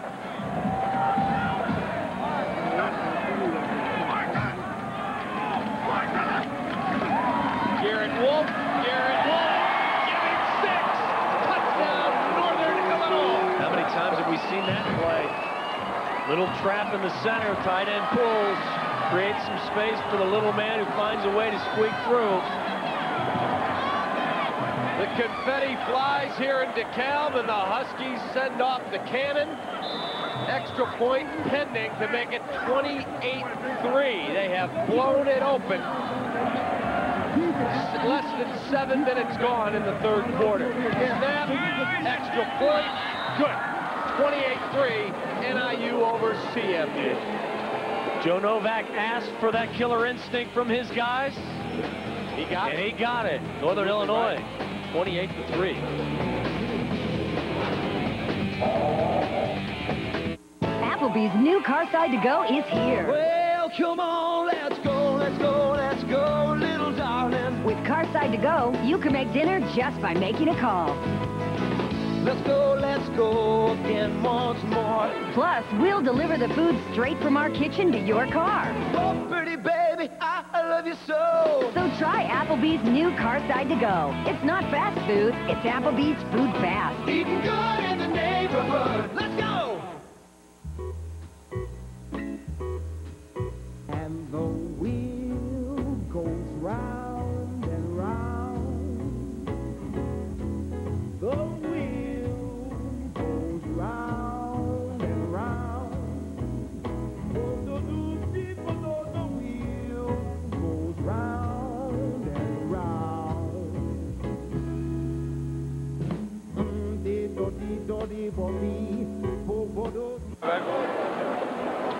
Welcome back. We are in DeKalb, Illinois on a football Saturday here on Comcast Sports Net alongside former Bears wide receiver Tom Waddle. I'm David Kaplan. And Jim Blaney calling the sideline. I'd call that efficient here. Their first 3 possessions in the second half have resulted in 21 points. That's what you want to see when you're a head coach. Yeah. Touchdown, touchdown, touchdown. 2 quick strikes, and then a nice long drive on the back of that man, Garrett. Mom, I love you. Garrett Wolf. Here, Mom, I love you. I think Joe Novak loves him today. Now, is that Gatorade warm? Who wants cold Gatorade on a day like today? I think they're sweating a little more than we are. Little hot toddies back there. Kick will come down and around the 15-yard line. Central Michigan, as flags come flying, will start with it across the 25, pending this penalty as Damian Linson brought it back. And it's a hold on the Chippewas, so that's going to back them up and make it even tougher. Let's go back downstairs. Jim Blaney. David, first of all, an update on Javen Lee. He's been fitted for a knee brace, and he's back standing on the sideline, but we're not really too sure. We'll see him. We're not considering the score. Second of all, after the offense came off the field on that touchdown, Joe Novak came and got in the face of his offense and said, don't let up. No doubt remembering what happened last week against Central Florida. And then Josh Haldy jumped in and said, put the hammer down. Back to you. All right, thank you, Jimmy. It's a mentality. It is. I mean, you have to learn to put teams away. You don't play watching the scoreboard. That's exactly right. Last week, they came out to a 21-zip lead over Central Florida. Central Florida came back, took the lead. The Huskies very fortunate to win in a last-second field goal. But certainly something they want to correct. Smith nearly sacked, throws from his own goal line and throws it out of bounds. Again, this is not the position that Brian Kelly wants his offense in. Looking for Curzon. Throwing into the wind from their own 15-yard line with a 25-point deficit. Not an ideal situation for the Chippewas.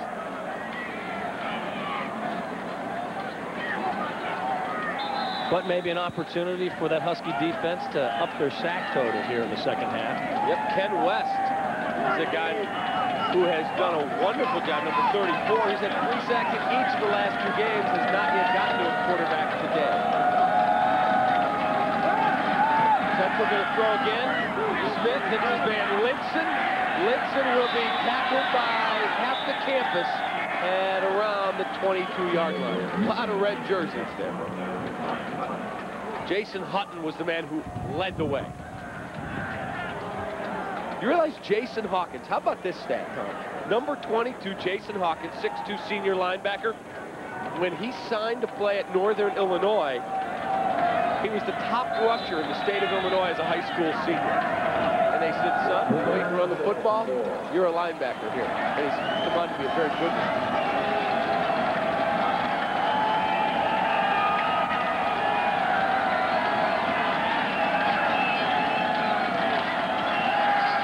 Smith throws, finds his man, and that's going to move the chain. That's a big play. Dave Curzon comes in with comes down with a nice catch, moves the change. A little bit of momentum. But certainly this is not what the Chippewas wanted to be doing. Trying to come from behind with their passing game.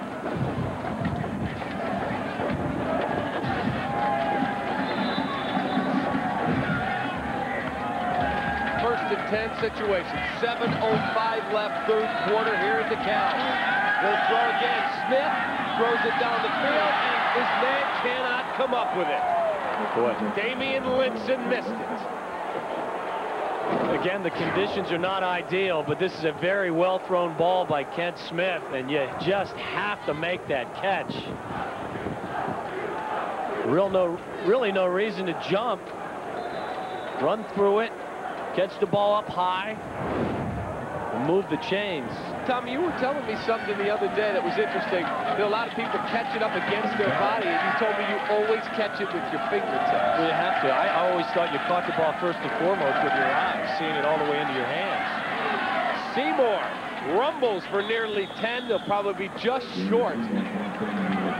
But a very effective run. Again, Ken West, number 34, the man in on the tackle. Now, explain a little bit more about that, because I know growing up as kids, you always try and catch it up against your body, but you told me that's incorrect. Well, if you're in traffic, you have to protect the football, but in a lot of ways, if you're running in the open field, you have to get your hands away from your body. And again, as I said, I always thought you caught the football with your eyes. Your vision and seeing it into your hands is the most important element of the catch. And Seymour goes nowhere. On a 3rd and 1, it's going to be 4th and 2 or 3. Real solid effort. Brian Atkinson and some of his buddies there to make the tackle. And once again, there's no real sense of urgency for this Chippewa offense to leave the field on 4th down. Tom, when you talk about catching a football with your eyes, you focus so much on the catch, are you almost oblivious to the tacklers around you? Yeah, I always thought that my greatest God-given ability was not caring that someone was going to rip my head off. You got hit enough.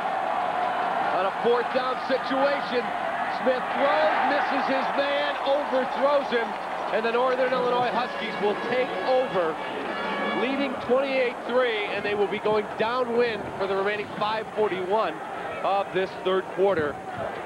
Obed Situ was the man they were looking for. Again, I know that Brian Kelly feels they really have nothing to lose. They come into this game just 2-3 on the season, overmatched by this Northern Illinois football team, but this is twice they've gone for it on 4th down inside their own territory. You do not want to give this Husky offense a short field. But at 28-3, you say, you know what, we're down 28-3. I believe the Huskies were winning 24-7 at one point last week against Central Florida. Things broke down. It's a good point. There's a pass that was intended, I think, for Marcus Perez, and he cannot come up with it. Remember earlier in the year we did a game, I want to say, against Akron where they threw a bubble screen to Marcus Perez behind the line of scrimmage, set his feet, threw a touchdown pass to Dan Sheldon. Correct. And that's a freshman. Trusting a freshman wide receiver who I'm assuming has some quarterback history.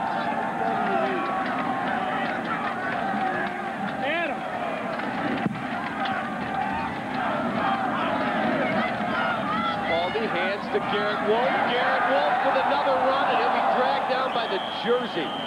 Wow, what a great tackle by Anthony Tyus. I mean, you talk about some strong hands. Anthony Tyus Jr.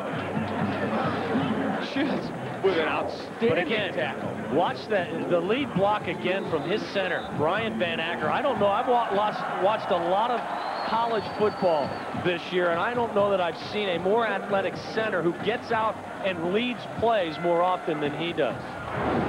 200 yards on 32 carries now for Garrett Wolf. Make it 33 carries. Garrett Wolf has the first down. Garrett Wolf rumbles his way to the 23-yard line.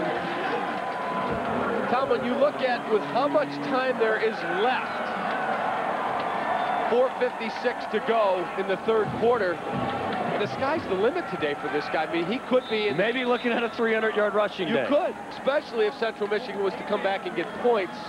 You know, 35-3, maybe he sits, but 33 for 211. Michael the Burner Turner had a tremendous career here in DeKalb, but Garrett Wolf is picking up where Michael left off. Michael now with the San Diego Chargers, a 3rd-round pick. Garrett Wolf picking his way. It'll be a 2nd down situation.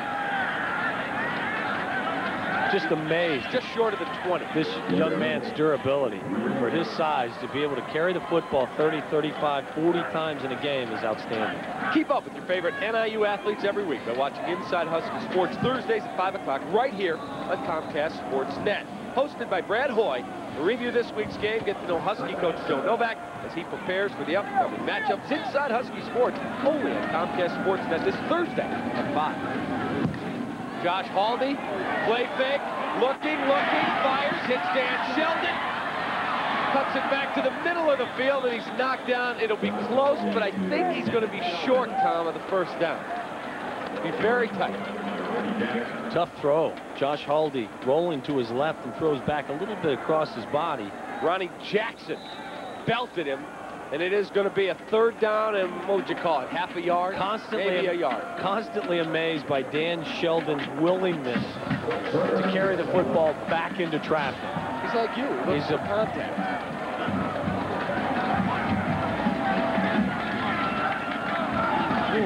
Garrett Wolf picks his way, and he gets another Northern Illinois 1st down, and he's inside the 10. It's a 1st and goal situation for the Huskies. And these have just been textbook drives all the way through on these 4 drives of the 2nd half. The majority of the plays have been running plays, but Josh Haldy's done an excellent job mixing in the pass. 1st and goal, Huskies. 3:01 and ticking. We've dripped under the 3-minute mark in the 3rd quarter. Garrett Wolf takes the handoff. Garrett Wolf turns the corner, and he's knocked down at the 3-yard line. Rayshawn Ball, the cornerback, freshman cornerback, came up and knocked him down short of the goal line. They'll mark it at the 3, I believe, just inside the 3. Garrett Wolf is getting all the attention today, but he's got a few extra dollars on him tonight. Be very wise for him to take his offensive lineman out for a nice dinner. They've done a wonderful job, top to bottom.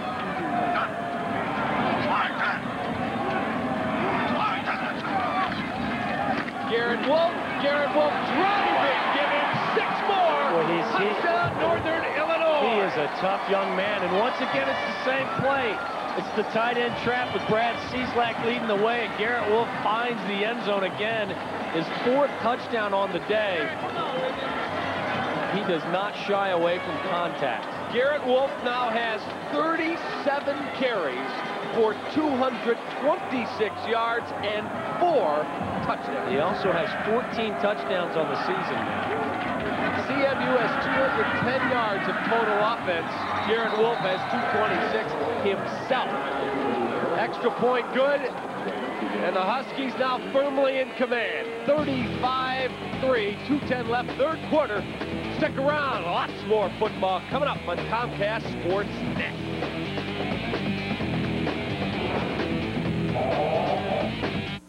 Can't get enough of the Bears? Then you need Comcast Sportsnet. Mondays and Wednesdays, Bears Blitz has live coverage of Lovie Smith's press conferences and brings you one-on-one interviews with top players. Sundays, immediately after every game, Dan Jiggets, Marv Levy, Dave Durison, and Chris Zorich break down the action on U.S. Cellular Bears Postgame Live. And every night at 6:30, 10, and midnight, Sportsnight brings you the most up-to-date Bears news. No one covers your Chicago Bears like Comcast Sportsnet. Last week on Comcast Sportsnet, if you just got the scores, you didn't get the whole picture. The game of basketball has been so great for me for so long. And, I just want to thank all the fans, people from Chicago. Prior to sitting here, I never liked you guys. Yes, it was wrong. There's no defense, but you know, $87,000. I believe it's severe. I believe it could have been handled in-house. Get your game on Comcast Sportsnet.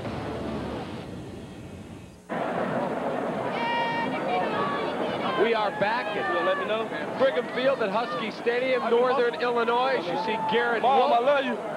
Good luck at the concert. I love you, though, Ma. Ma, I love you, and good luck at the concert. So Garrett Wolf making Mom very happy today. Mom very proud of the effort her son has put in today. Kick with the wind's going to come down around the 10. It's fumbled again. And Central Michigan having all sorts of troubles. It's just a circus out there trying to receive a kickoff. It is. Both teams have struggled. 35-3. Look at that. 4 plays, 2 plays, 7 plays, 8 plays, and it's added up to 4 touchdowns. It's amazing. Again, we talked about it off the top today. Joe Novak very disappointed in his team last week. They come away with a big win over Central Florida, but they let that Central Florida team back into the game. Wants his team to learn to put teams away. They've done a very good job of that today. Jerry Seymour falls forward for a gain of 3 on the play, as the clock is now under the 2-minute mark in quarter number 3. Well, Jerry Seymour has nothing to be ashamed of today himself. He's run the football very well. Jerry Seymour today, 24 carries, 135 yards on the ground. But the man who's chasing him in the back rushing race, Garrett Wolf, may overtake him with his performance today. Smith looking, throws, finds his man, he's belted short of the first down, and it'll bring up a 3rd and 2. Obed Situ was the man there that made the catch. Just a little bubble screen again. Watch the wide receiver screen. And watch Ray Smith on this hit. Boom! Bring it into traffic, you're going to pay the price. That's why I'm up here. whistles. Going to have a false start, so this is going to push Central Michigan back. Instead of 3rd and 3 now into the wind, it's 3rd and 8. Prior to the snap, false start, number 70 of the offense, penalized 5 yards, remains 3rd down. Phil Horvath, by the way, starting to loosen his arm up on the sideline, so maybe we have seen all of Josh Haldy we're going to see today. I think you're going to see some wholesale changes in the 4th quarter, I would assume.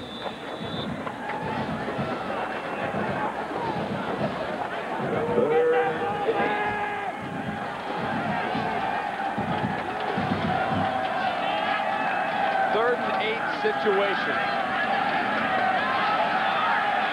Smith keeps it and falls forward and comes up with the first down. Real shifty run. Nice job. It's really been their only 2 options today is Jerry Seymour and Ken Smith, their quarterback, tucking the ball and running. Travis Moore was the Husky that brought him down. His receivers really have not done him any favors today out there getting open. You look at Brian Kelly, first year here at CMU, going to take time, but he'll get that thing turned around.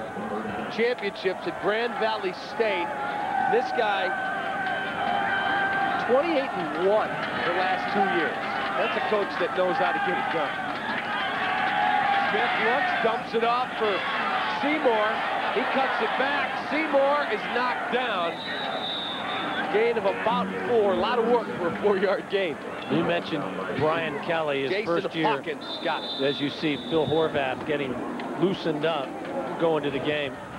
The next time the Huskies get the football. Yep, Josh Haldy standing at the 40-yard line with a headset Central Michigan, their first timeout. Take a look at those numbers. I mean, Brian Kelly's record is just unbelievable. Back-to-back Division II championships at Grand Valley State, and this thing will get turned around for him. He's got a lot of young guys out there playing. 6 true freshmen played last week against Bowling Green. He's got several guys that played last season at defense and switched over to offense in spring football and vice versa.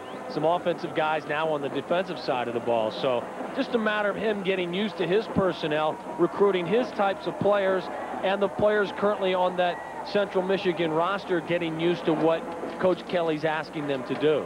Hey, tonight at 7:30, Kirk Heinrich and the Bulls continue their preseason schedule. They head to St. Louis for a showdown with LeBron James and the Cavs. Bulls Cavs tonight at 7:30 only on Comcast Sports Net.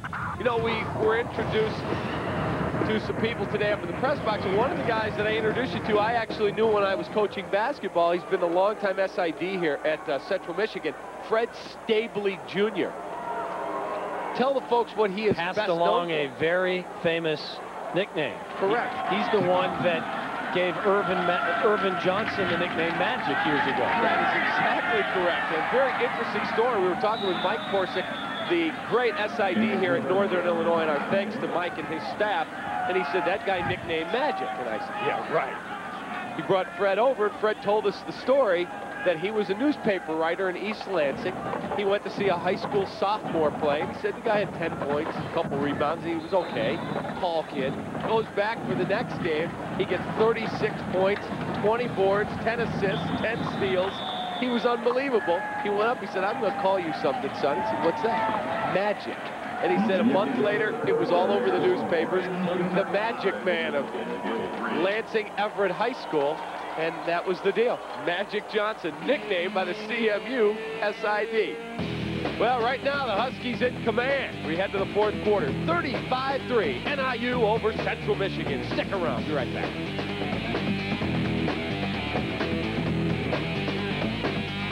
Oh, my gosh. Did you see the ref totally blow that call? Yeah, he was so embarrassed. If that call costs us the game, I will be like a major mad. Totally. What's enough to make anyone chatty as a schoolgirl? Right now, get 1,000 anytime minutes for just $20 a month, plus free mobile-to-mobile minutes or incoming calls. U.S. Cellular, we connect with you. And be sure to ask about nights and weekends, starting at 7 p.m. NIU football is back for more in 2004. Take the short trip to DeKalb to catch head coach Joe Novak's Huskies as they make their bid for a Mid-American Conference championship. Great seats still available for remaining Husky home football games, including a nationally televised date against Mid-American Conference West Division rival Toledo. NIU football tickets start at just $17. To order your Northern Illinois University football tickets, contact your nearest Ticketmaster outlet or go online at niuhuskies.com. Steel Outdoor Power Equipment is the premium brand with an affordable price. Right now, get the Steel PG55 gas-powered blower for just $159.95, plus buy any Steel blower and get a starter kit for just $4.95. Or try the Steel MS-170 chainsaw for just $189.95. And when you buy any Steel chainsaw, you get a Woodman carry case, extra chain, and limited edition steel cap for just $29.95. To find a Steel dealer near you, call 1-800-GO-STEEL. Look in the yellow pages under saws or visit steelusa.com. Welcome back. Fourth quarter action here in DeKalb. There's some lunatics without shirts on I see running around here. But they are happy lunatics because their Huskies in command right now, 35-3. I have to tell you, I'm very impressed with the way Kent Smith has thrown the football today. Hasn't gotten a lot of help from his receivers. He has put it on the money most of the afternoon. Obed Satu was the man that made the catch.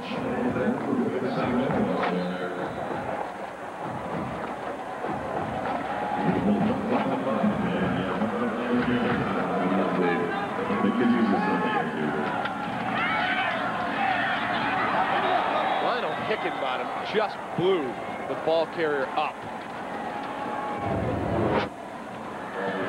Take a look at our third quarter stats, our stats for 3 quarters.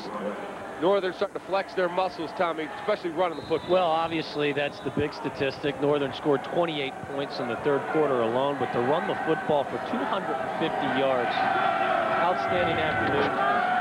Garrett Wolf, who's run it for over 200 yards today. Smith looks, throws down the middle, finds his man, and that's going to be a first down for Central Michigan. Dave Curson, number 86, made the catch. Adriel Hansbrough came over to make the tackle in the Northern Illinois secondary. Good throw on the numbers and a good catch by Curson. And they finally have got something going. Obviously, that Northern defense a little looser with a 32-point lead. But I guarantee you this, Joe Novak is still prowling the sidelines, coaching his football team up. There's a good look. Well, fortunately for all of us, he hit himself quickly. Wow, I hope get that.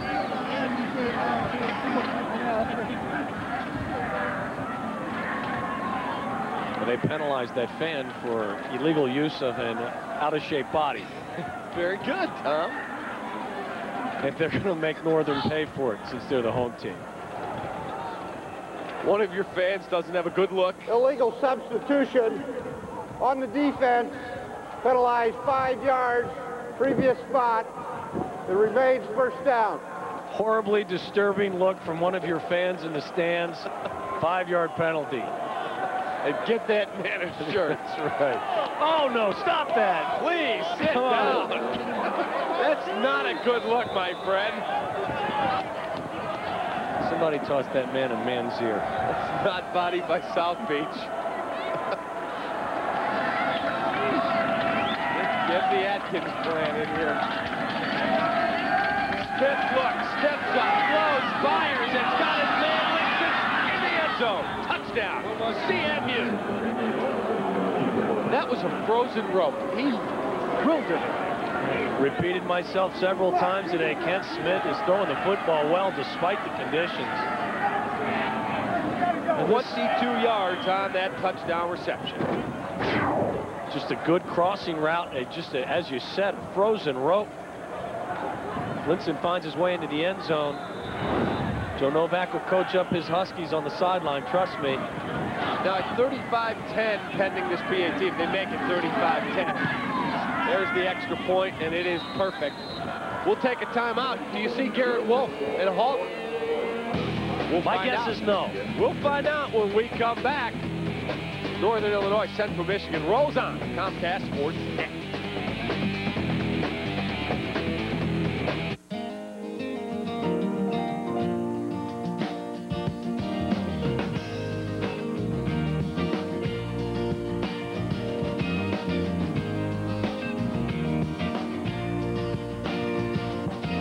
Save on jeans at Blaine's Farm and Fleet, your denim headquarters with quality brands like Wrangler, Rustler, Riders, and Lee. For everyone in the family, you'll find the right jeans at the right price.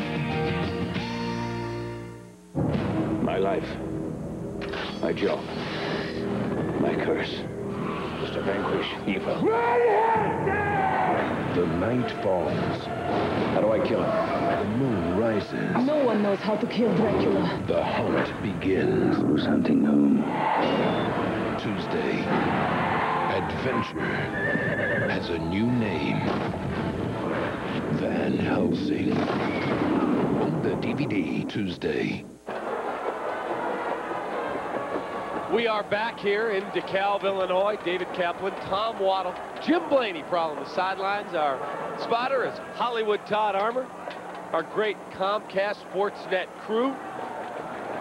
Now, you asked me, as you see the scoring drive there, ends in a 22-yard reception from Damian Linson. Now, you asked me if I thought that Garrett Wolf and Phil Horvath would, Josh Haldy would come out. I said no, because they have adequate replacements in Adrian Davis and Phil Horvath. But we will see. Marcus Perez trying to turn the corner. Does a pretty nice job after he had to track down that kick that was rolling near the 10-yard line. And as I see things clairvoyantly, I do see Phil Horvath stepping into the huddle along with Adrian Davis. Yep. Let's go down to Jim Blaney. Jimmy? All right, David and Town, I know this is key information that you guys are concerned about. This is Sergeant Petrassa. He's part of the group that shoots off the cannon after all the touchdowns. You've got a little ammo shortage going on here, don't you? Well, at this time, yes. Every time the NIU score, we fire the cannon. But there's one in the chamber right now, and this guy right here, that's the last of the Mohicans, right? That's correct, sir. That's the last round. So, well, you know, guys, basically it's this. 2 touchdowns, and we know that some people pay attention to games like this, even though the score's out of control, if you know what I mean. But more importantly, just 2 shells to go, so we'll see what happens. Back to you. Jim, after the last shell, then it's push-ups for you, for every point. I'm ready. But Sergeant Petrassa told me that if they do score 3 times, then everybody in the stands has to come to the middle of the field and yell boom. Thank you, Jim. You know, the sergeant went to the weapons stash today and said, too windy, not going to score, but throw a couple in there. 35-10. Clock ticks at 12:45 as Phil Horvath now on. Adrian Davis will pick up, it looks like, enough for a Northern Illinois first down. We talked about Phil Horvath, filled in nicely for Josh Haldy when Haldy was out with a bad foot. Absolutely, nearly led them to wins at both Maryland and Iowa State. That is correct. You see his season numbers. Not bad in his first action as a Husky quarterback. You'll see him milk that 25-second clock as well. People who may be asking, if you look on the Northern jerseys, there's a number 76 patch on the front of every Northern Illinois jersey, and I believe on their helmets as well. That is in memory of Shea Fitzgerald, who was one of their starting offensive linemen who was killed a little over a year ago, that tragic porch collapse in Lincoln Park in Chicago. Adrian Davis knocked down just short of the 40-yard line on a 1st and 10 situation as the clock ticks down under 12 here in a moment. There is the decal with Shea's number. His locker has been encased in plexiglass with his gear, his jersey, and uniform hanging in there. Just a horrible tragedy. His family has been out to some of the games here. He was a fine player out of New Trier High School, the Chicago suburbs, northern suburbs. 2nd down situation for Phil Horvath and company. Adrian Davis turns the corner, dragged down out of bounds. About the 42-yard line is where they'll spot this one. We talked about Josh Haldy and how he picked up his game in the second half. Going into halftime, he was just 2 of 4 for 36 yards in the second half. Coming out early. This is his John Elway helicopter run. He gets the first down, and then the bomb to Dan Sheldon. As we said, they needed to make plays in the passing game to open things up in the second half. A fine job. Finds his tight end, Jake Nordine. The rollout, and once again, he'll tuck it, he'll run it. An excellent second half from their veteran quarterback, Josh Haldy. A good afternoon. Exactly what they needed, Tom. Exactly. Horvath throws, finds Nordine. Nordine tripped up. But enough to move the chains for another Northern Illinois first down. Boy, they look a lot alike. Their delivery, the way they carry themselves out there, Josh Haldy and Phil Horvath. Just a little rollout. Nordine does a nice job collecting himself, getting the ball, and then just not as shifty with the leaping ability as one Garrett Wolf. I thought that was pretty impressive for a man that's 6'4", 253. It's a way to sell me out to Jake Nordine. Come looking for me next time I'm in DeKalb. What do you mean I'm Don't think shifty? he couldn't put a beating on you at 6'4", 253. I'm pretty confident he could. Horvath, hands off. Adrian Davis, knocked down. Hey, tonight at 6:30, Tom, did I tell you on Comcast Sports Night, you can get caught up on the day in sports with Sports Night. We'll have all the scores and the highlights from the day in college football, plus preview the Bulls-Cavs game. Sports Night, tonight at 6:30, only on Comcast Sports Net. As I said, you'll see Phil Horvath doing a nice job, taking his time, using up that 25-second play clock.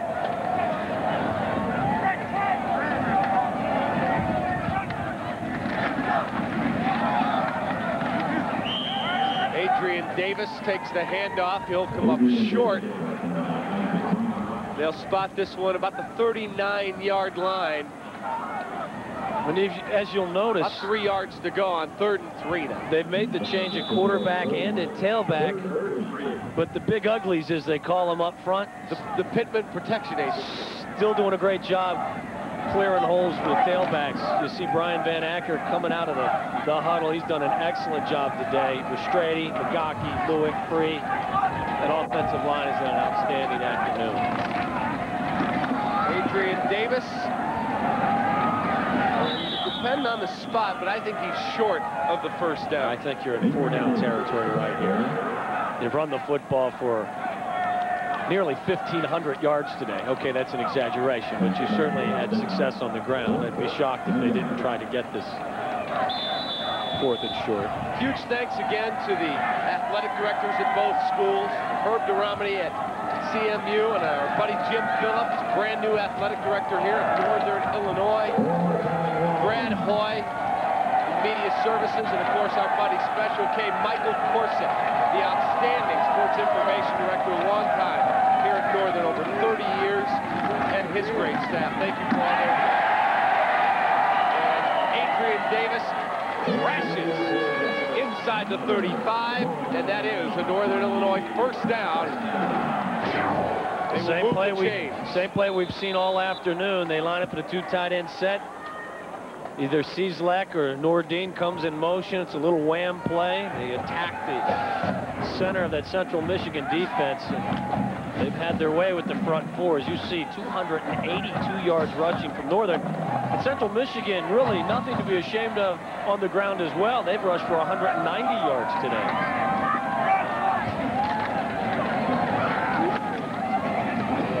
Adrian Davis fenced in and really has nowhere to go. Stays in bounds, keeps the clock moving. It's inside 8 minutes. Huskies 35, Chippewas 10. So barring the unexpected, the Huskies will improve their record and go to 5-2, 4-0 in the MAC West. Central would fall to 2-4, 1-2 in the MAC West. And we saw earlier they've got 2 winnable games against Western Michigan and Ball State coming up. 2 teams that have struggled in the MAC so far this year. And then the collision course with Toledo. Yes, very good Toledo team. For a finale at Eastern Michigan. Horvath looks, throws, finds Nordine.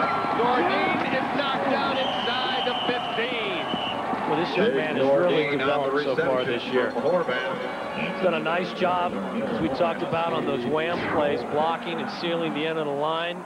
He's done a nice job also in the passing game, Nordine has.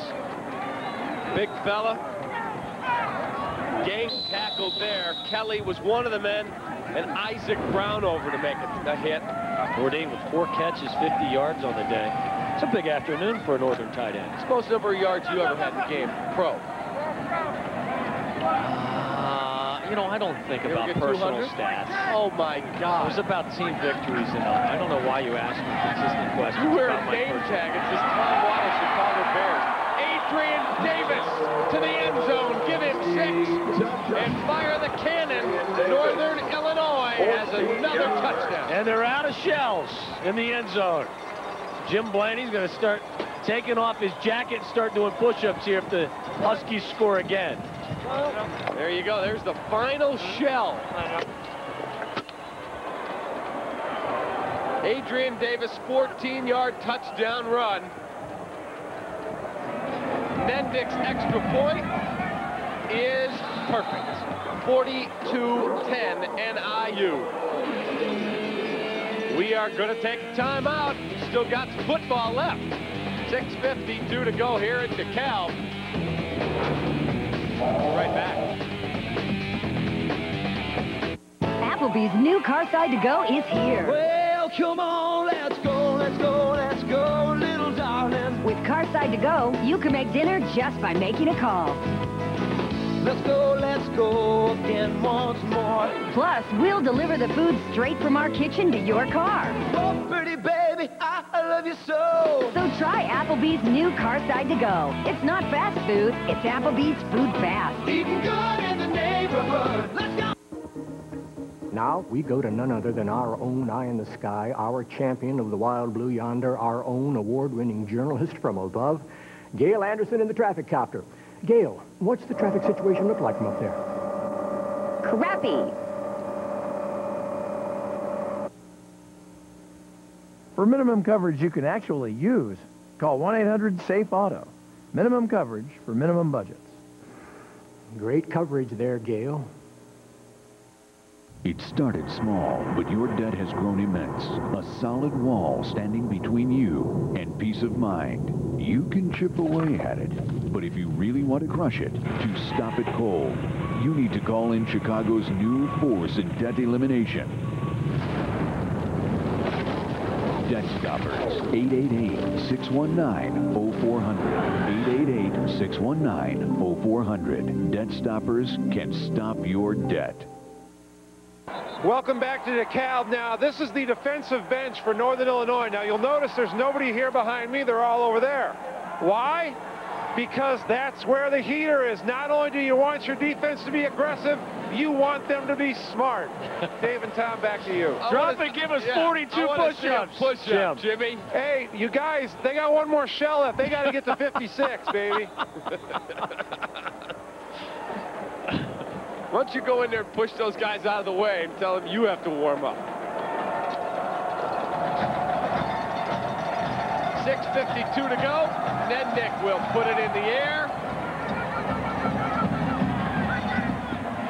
Pretty good kick when you consider the wind in his face.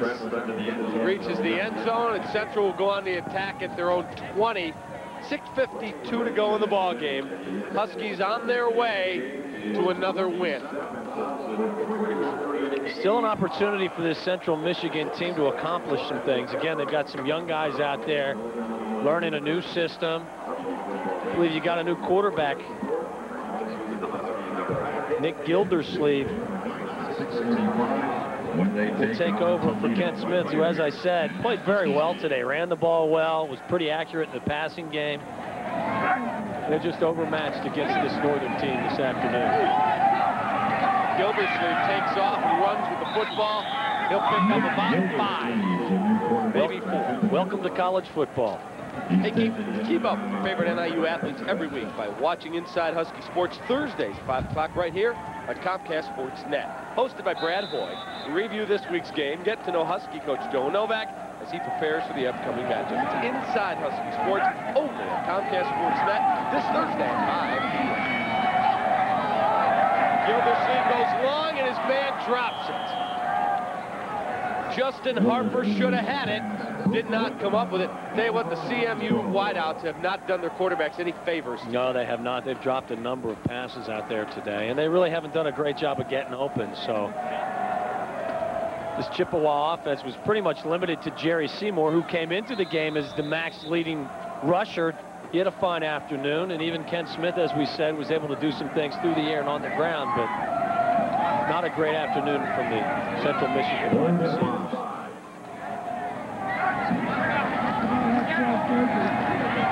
Gildersleeve looking, dragged down. There's a sack. Keenan Blaylark, the backup middle linebacker behind Brian Atkinson, got in there and dragged down Gildersleeve.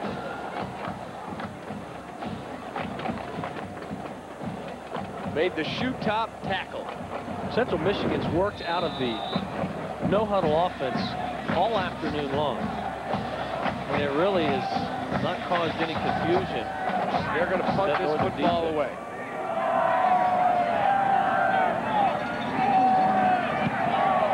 Punt is away. Obviously, tough conditions to punt with the wind, but it will roll down at the 45, 46-yard line. We'll take timeout. 5:25 left in the fourth. It's all Huskies over Chippewa. Have we got a matchup today? Casey's General Store and Coca-Cola are bringing you the Football Town USA Ultimate Tailgate Party Sweepstakes with prizes galore, including $5,000 for your favorite school. And a personal tailgate kit at every Casey's General Store. Look for the Football Town USA Sweepstakes at Casey's General Store, where you can pick up a free 2-liter of Coke with the purchase of any large pizza. Casey's General Stores, a convenience store, and a whole lot more.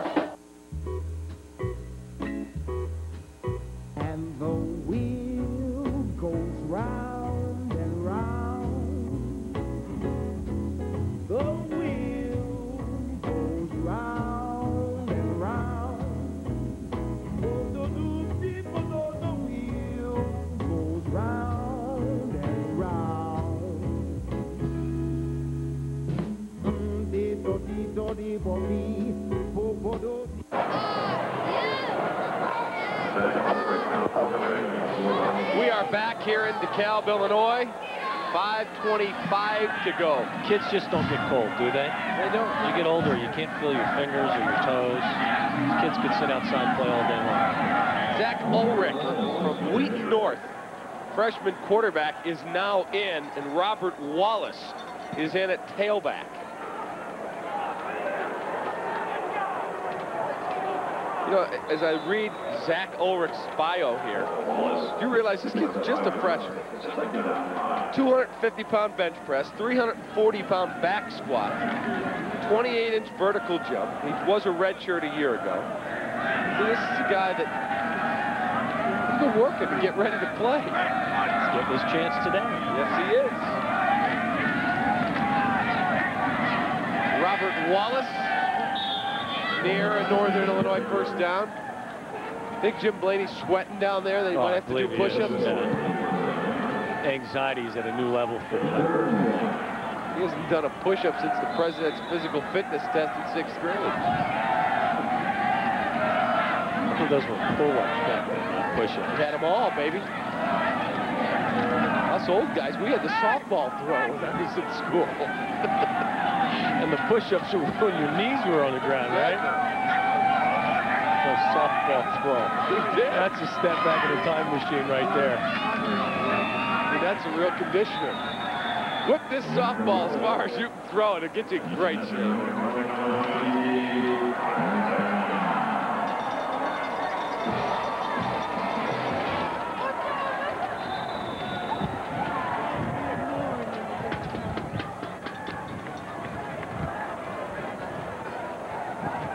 Northern has gone over 300 yards rushing on the afternoon. 307 on 60 carries. That's an O-line that deserves, as you said, a big steak dinner tonight. Well, this is the 6th consecutive game. This offense has gone over 400 yards total offense. A lot of it made possible this afternoon by number 1, Garrett Wolf. Came into today's game 93 yards per game rushing, seconds in the MAC, and today he built on those numbers. Beat them through the center of the line, beat them around the end, great speed, good vision, found his way into the end zone a number of times. 37 carries, 226 yards, and 4 touchdowns, an average of over 6 yards per carry. This young man with an outstanding afternoon. As you said earlier, Jack, I think he will probably vault into the lead in terms of top rushers in the MAC after this game. 37 carries for a young man who's 5'7" and 175 pounds. Isn't that amazing? That may be the most impressive stat of the day. He's a strong kid, though. He's a hoss. Bet he'd be awful good in the softball toss himself. Yeah, I bet he would. Did you actually receive that blue patch? Were you one of the so you received that? I even had... You basically just had to be able to walk through the door breathing to get it. Basically, I also was... Back in my day, they had the Mr. Peanut physical fitness program from Planters Peanuts. And I've still got that sitting in the house somewhere. Sure you do. You've got NFL sure you do. highlight films and All-American awards, and I've got the Mr. Peanut.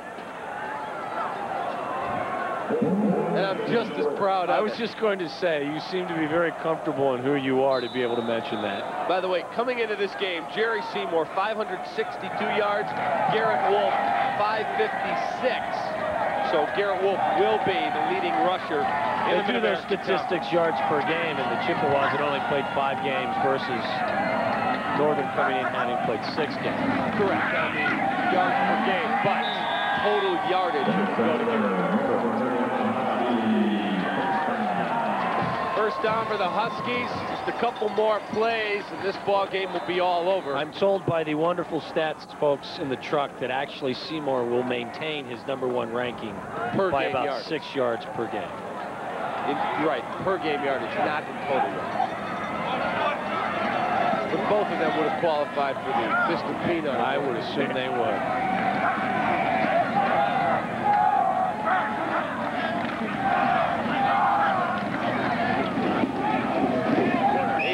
Davis stays in bounds, keeps the clock ticking. There's a young man who's probably cold and a little tired and wants to make sure the clock continues to roll.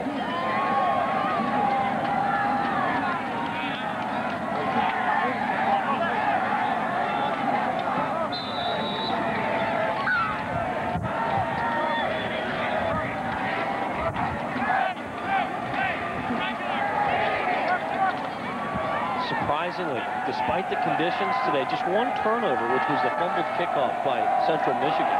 Correct. Both teams did a great job controlling the football. And there's a smart decision right there by a young quarterback. He sees a tight end coming onto the field from off the field, calls timeout not to get an illegal substitution penalty. There you go. 21 seconds left. So that's a quarterback that said, I don't like what I see, even though it's 42. Well, he also knew that they'd be penalized for illegal substitution. Not so sure the extra 5 yards would have mattered a whole lot with a 32-point lead, but, you know, you have your quarterbacks conditioned to do the right things and avoid penalties. Well, we talked earlier. You don't look at the scoreboard, you play the game. Play the game the way it's supposed to be played. Eastern Michigan over Western 35-31. I'd say that the Huskies accomplished what they set out to do today, and that was to win and put away an opponent that isn't quite up to their level just yet. Thank you also to President John Peters and his staff here at Northern Illinois. Robert Wallace on the carry. That's good for another. Just one more home game for the Huskies, if I'm correct as I... And this is their 11th straight win at home and 24th out of 27. So they've been an excellent home football team And that's going to do it. Two coaches shake hands, have a nice chat. We'll take a timeout. We'll come back. We've got more to do here in DeKalb. Stick around. Huskies win it 42-10. NIU football is back for more in 2004. Take the short trip to DeKalb to catch head coach Joe Novak's Huskies as they make their bid for a Mid-American Conference Championship. Great seats still available for remaining Husky home football games, including a nationally televised date against Mid-American Conference West Division rival Toledo. NIU football tickets start at just $17. To order your Northern Illinois University football tickets, contact your nearest Ticketmaster outlet or go online at niuhuskies.com. Comcast Sportsnet is proud to present Northern Illinois Husky football, brought to you by U.S. Cellular. We connect with you.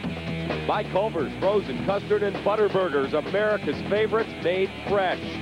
By Casey's General Store, the official convenience store of NIU Athletics. Casey's, a convenience store and a whole lot more. By the Village Commons Bookstore. For all your Husky clothing and souvenirs, visit vcbs.com. By Applebee's. Try Applebee's Car Side to Go. You call it in, we bring it out. By Blaine's Farm and Fleet, the hardest working people in America find value at Farm and Fleet. By Jewel, helping make your life easier. By TCF Bank, open 7 days. And by the Comfort Inn and Suites of Rochelle, a great place to stay before or after Husky football games where you will sleep in comfort.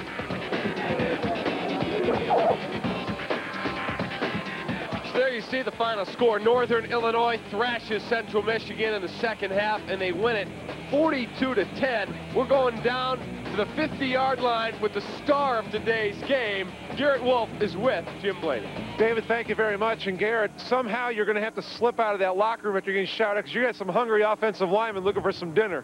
Yeah, my offensive linemen did a great job for me, as they always do. They make my job very easy. So, I mean, just like I always say, if I don't run and I don't score, it's my fault, because they do an unbelievable job. Along with the tight ends, the wide receivers, everybody does a good job for me. How important was it for you to have a big game today? Because the way you were running the football really took a lot of pressure off the passing game. Let's face it, it's not easy to throw the ball around down here. I mean, it's always very important to establish the run game, because that helps out with the pass game, and the pass game helps out with the run game. But, I mean, with Northern Illinois University, that's what we do. We run the football. Let's look a little bit ahead to next week now. You're in the part of the schedule where now you're playing division games all the time. It's where you really have to put it out and get it out here and get it done every week. How much do you and the team talk about, all right, guys, we have the overall goal of winning a conference title, or do you just take it the cliche, one game at a time? I mean, most definitely, that's everyone's dream, is to win the MAC championship, and that's what we're all here to do. But, you know, you have to take it one game at a time. We got to focus on Western Michigan next week and just go up there and get it done. Garrett, congratulations on a wonderful day. Garrett Wolf, obviously a great day, but had a lot of help, and he admits it. Dave and Tom, back to you. All right, thank you, Jim, and congrats to Garrett. Just a tremendous effort, 37 carries. Tommy, when you look at the numbers as the fans file out of the stadium, Northern Illinois, were an absolutely outstanding club today. Statistically, they dominated in the second half.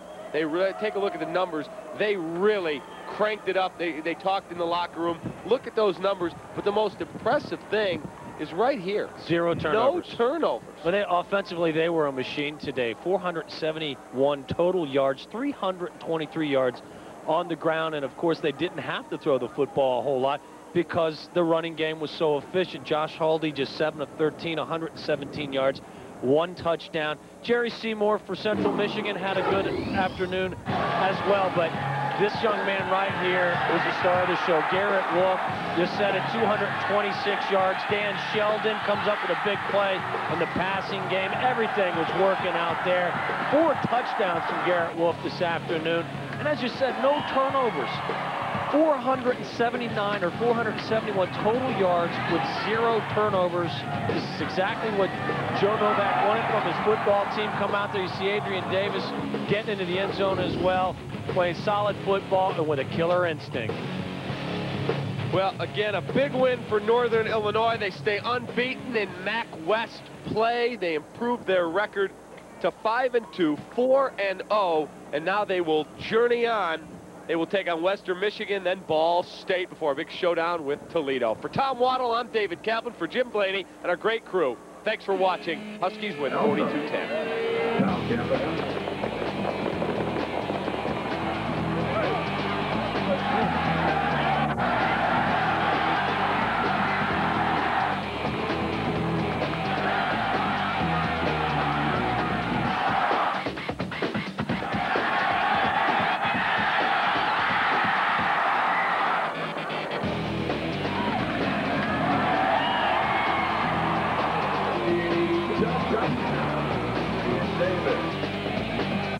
Are you ready for a chainsaw that works hard but is easy to start? Then get ready for the new Steel MS210C chainsaw. It features the exclusive Steel Easy to Start system that eliminates the need for a strong, quick pull of the cord, making starting almost effortless. Get it now for just $289.95. Plus, buy any Steel chainsaw, you get a Woodsman carry case, extra chain, and limited edition steel cap for just $29.95. To find a Steel dealer near you, call 1-800-GO-STEEL. Look in the yellow pages under Saws or visit SteelUSA. Parent Petroleum, located in St. Charles, Illinois, is your lubricant specialist with a full line of Castrol products. Castrol's cutting-edge technology makes Castrol your first choice for lubricants and greases for industrial and commercial applications. Choose the best. Parent Petroleum, the leading distributor of lubricants and specialty products in the Midwest, where service is our top priority since 1983. Parent Petroleum, headquartered in St. Charles, Illinois, servicing the Midwest.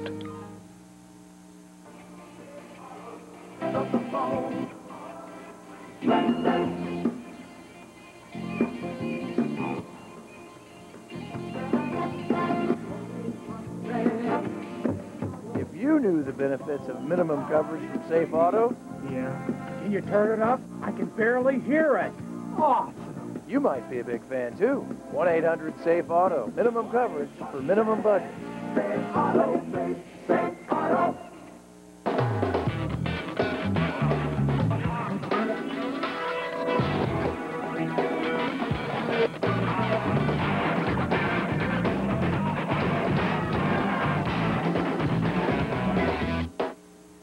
Hello once again, everyone. Lance Crawford with you for Spotlight on Fantasy Football, Week 6 of the NFL season. Joining me, as always, the guru, John Hansen from FantasyGuru.com. And Week 6, what do you think? Some surprises. GTP. I said it last week on the show, garbage time production. We're seeing the line between fantasy and real NFL football widen nowadays. You always want to get running backs on good teams, but nowadays, not so sure if you want to get quarterbacks on good teams. Granted, Tom Brady has been solid, but last week, less than 100 yards passing. You want Tim Rattay. His team is throwing from behind constantly, 400-plus yards, 2 touchdowns. It's all about garbage time production in the NFL. And you look at a guy like Ahman Green, their defense is terrible. It's killing Ahman Green's fantasy value. Yeah, no question. You play him from behind. Running backs don't do you a lot of good. Well, it's time to talk starters, so here's our segment, Pick Me Up.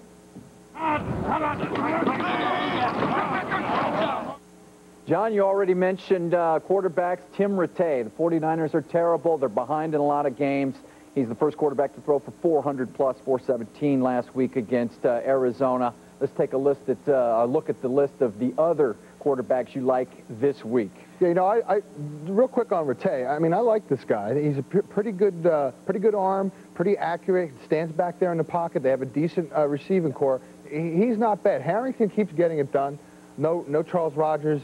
He's got 7 TD passes. It's not bad. He's playing pretty well. Williams is banged up a little bit, yeah. But still, you like Harrington. Well, he's progressed very far in this offense. And you know what? They've got Ty Streets who knows the offense. So not a huge drop-off there. And they're not really running the football, so it's all about the passing game there. Love Roethlisberger in Pittsburgh. I mean, this guy's years beyond his rookie season. We were talking, he may never give up that starting position again. Now, if we take another quick look at that list, Byron Leftwich. They're having all kinds of problems down there in Jacksonville, scoring points, really. But I suppose this week against Kansas City, if he's going to do it, it's going to be this week. I like Leftwich. I mean, he's a gunslinger. He's not afraid to get vertical. He's not afraid to use that live arm of his. I think he's going to be a great NFL quarterback for years to come. Jimmy Smith's playing at a high level. He's thrown for 300-plus yards 2 weeks in a row, and he always gets a touchdown pass. So you could do a lot worse for like a bye-week fill-in than Leftwich. Yeah, has over 1,000 yards already this season. All right, let's talk running backs now, and seems like we talk about it every week. What's going on in Minnesota? Mewelde Moore, you think he's going to be the man this week as they take on the Saints, right? Absolutely, yeah. He's a great start this week, too, because the Saint run defense is terrible, and Moore is really impressive. Versatile guy, slippery back, but he also runs with surprising power and toughness. Their line is a little shaky, but Moore will get it done this week, no doubt about it. Amos Zaraway, that's an interesting one. We were talking about injuries in Oakland, and you're quite sure, but Zaraway showed some speed, 52-yarder last week, although it was called back. So you like Zaraway? Big play potential. Ruben Drones, 193. Denver finds a way to get a running back, and then it's R2's Pinner. replacing Kevin Jones there in Detroit, so Pinner is the man until Jones gets back. As far as wide receivers, you say you don't like someone like Tom Brady because they're usually ahead, but you do have David Gibbons on your list for wide receivers to pick up. Well, he's a physical receiver compared to the other guys, and he's healthy. He's clearly emerged as the #1 guy. Deion Branch, I think I said it last week on the show, I've heard some bad things about him, that he's going to be out a lot longer than people think. And, you know, Belichick, he won't say anything. Kerry Colbert is the guy that I kind of jumped on early. He's a very impressive player. Muhsin Muhammad is a solid possession guy, but Colbert is the playmaker there. Laley is emerging in Denver. I know we're not seeing an emergence like Javon Walker and Andre Johnson, but we're seeing an emergence. He's making plays. Big touchdown catch to win the game last week. Why do you like Drew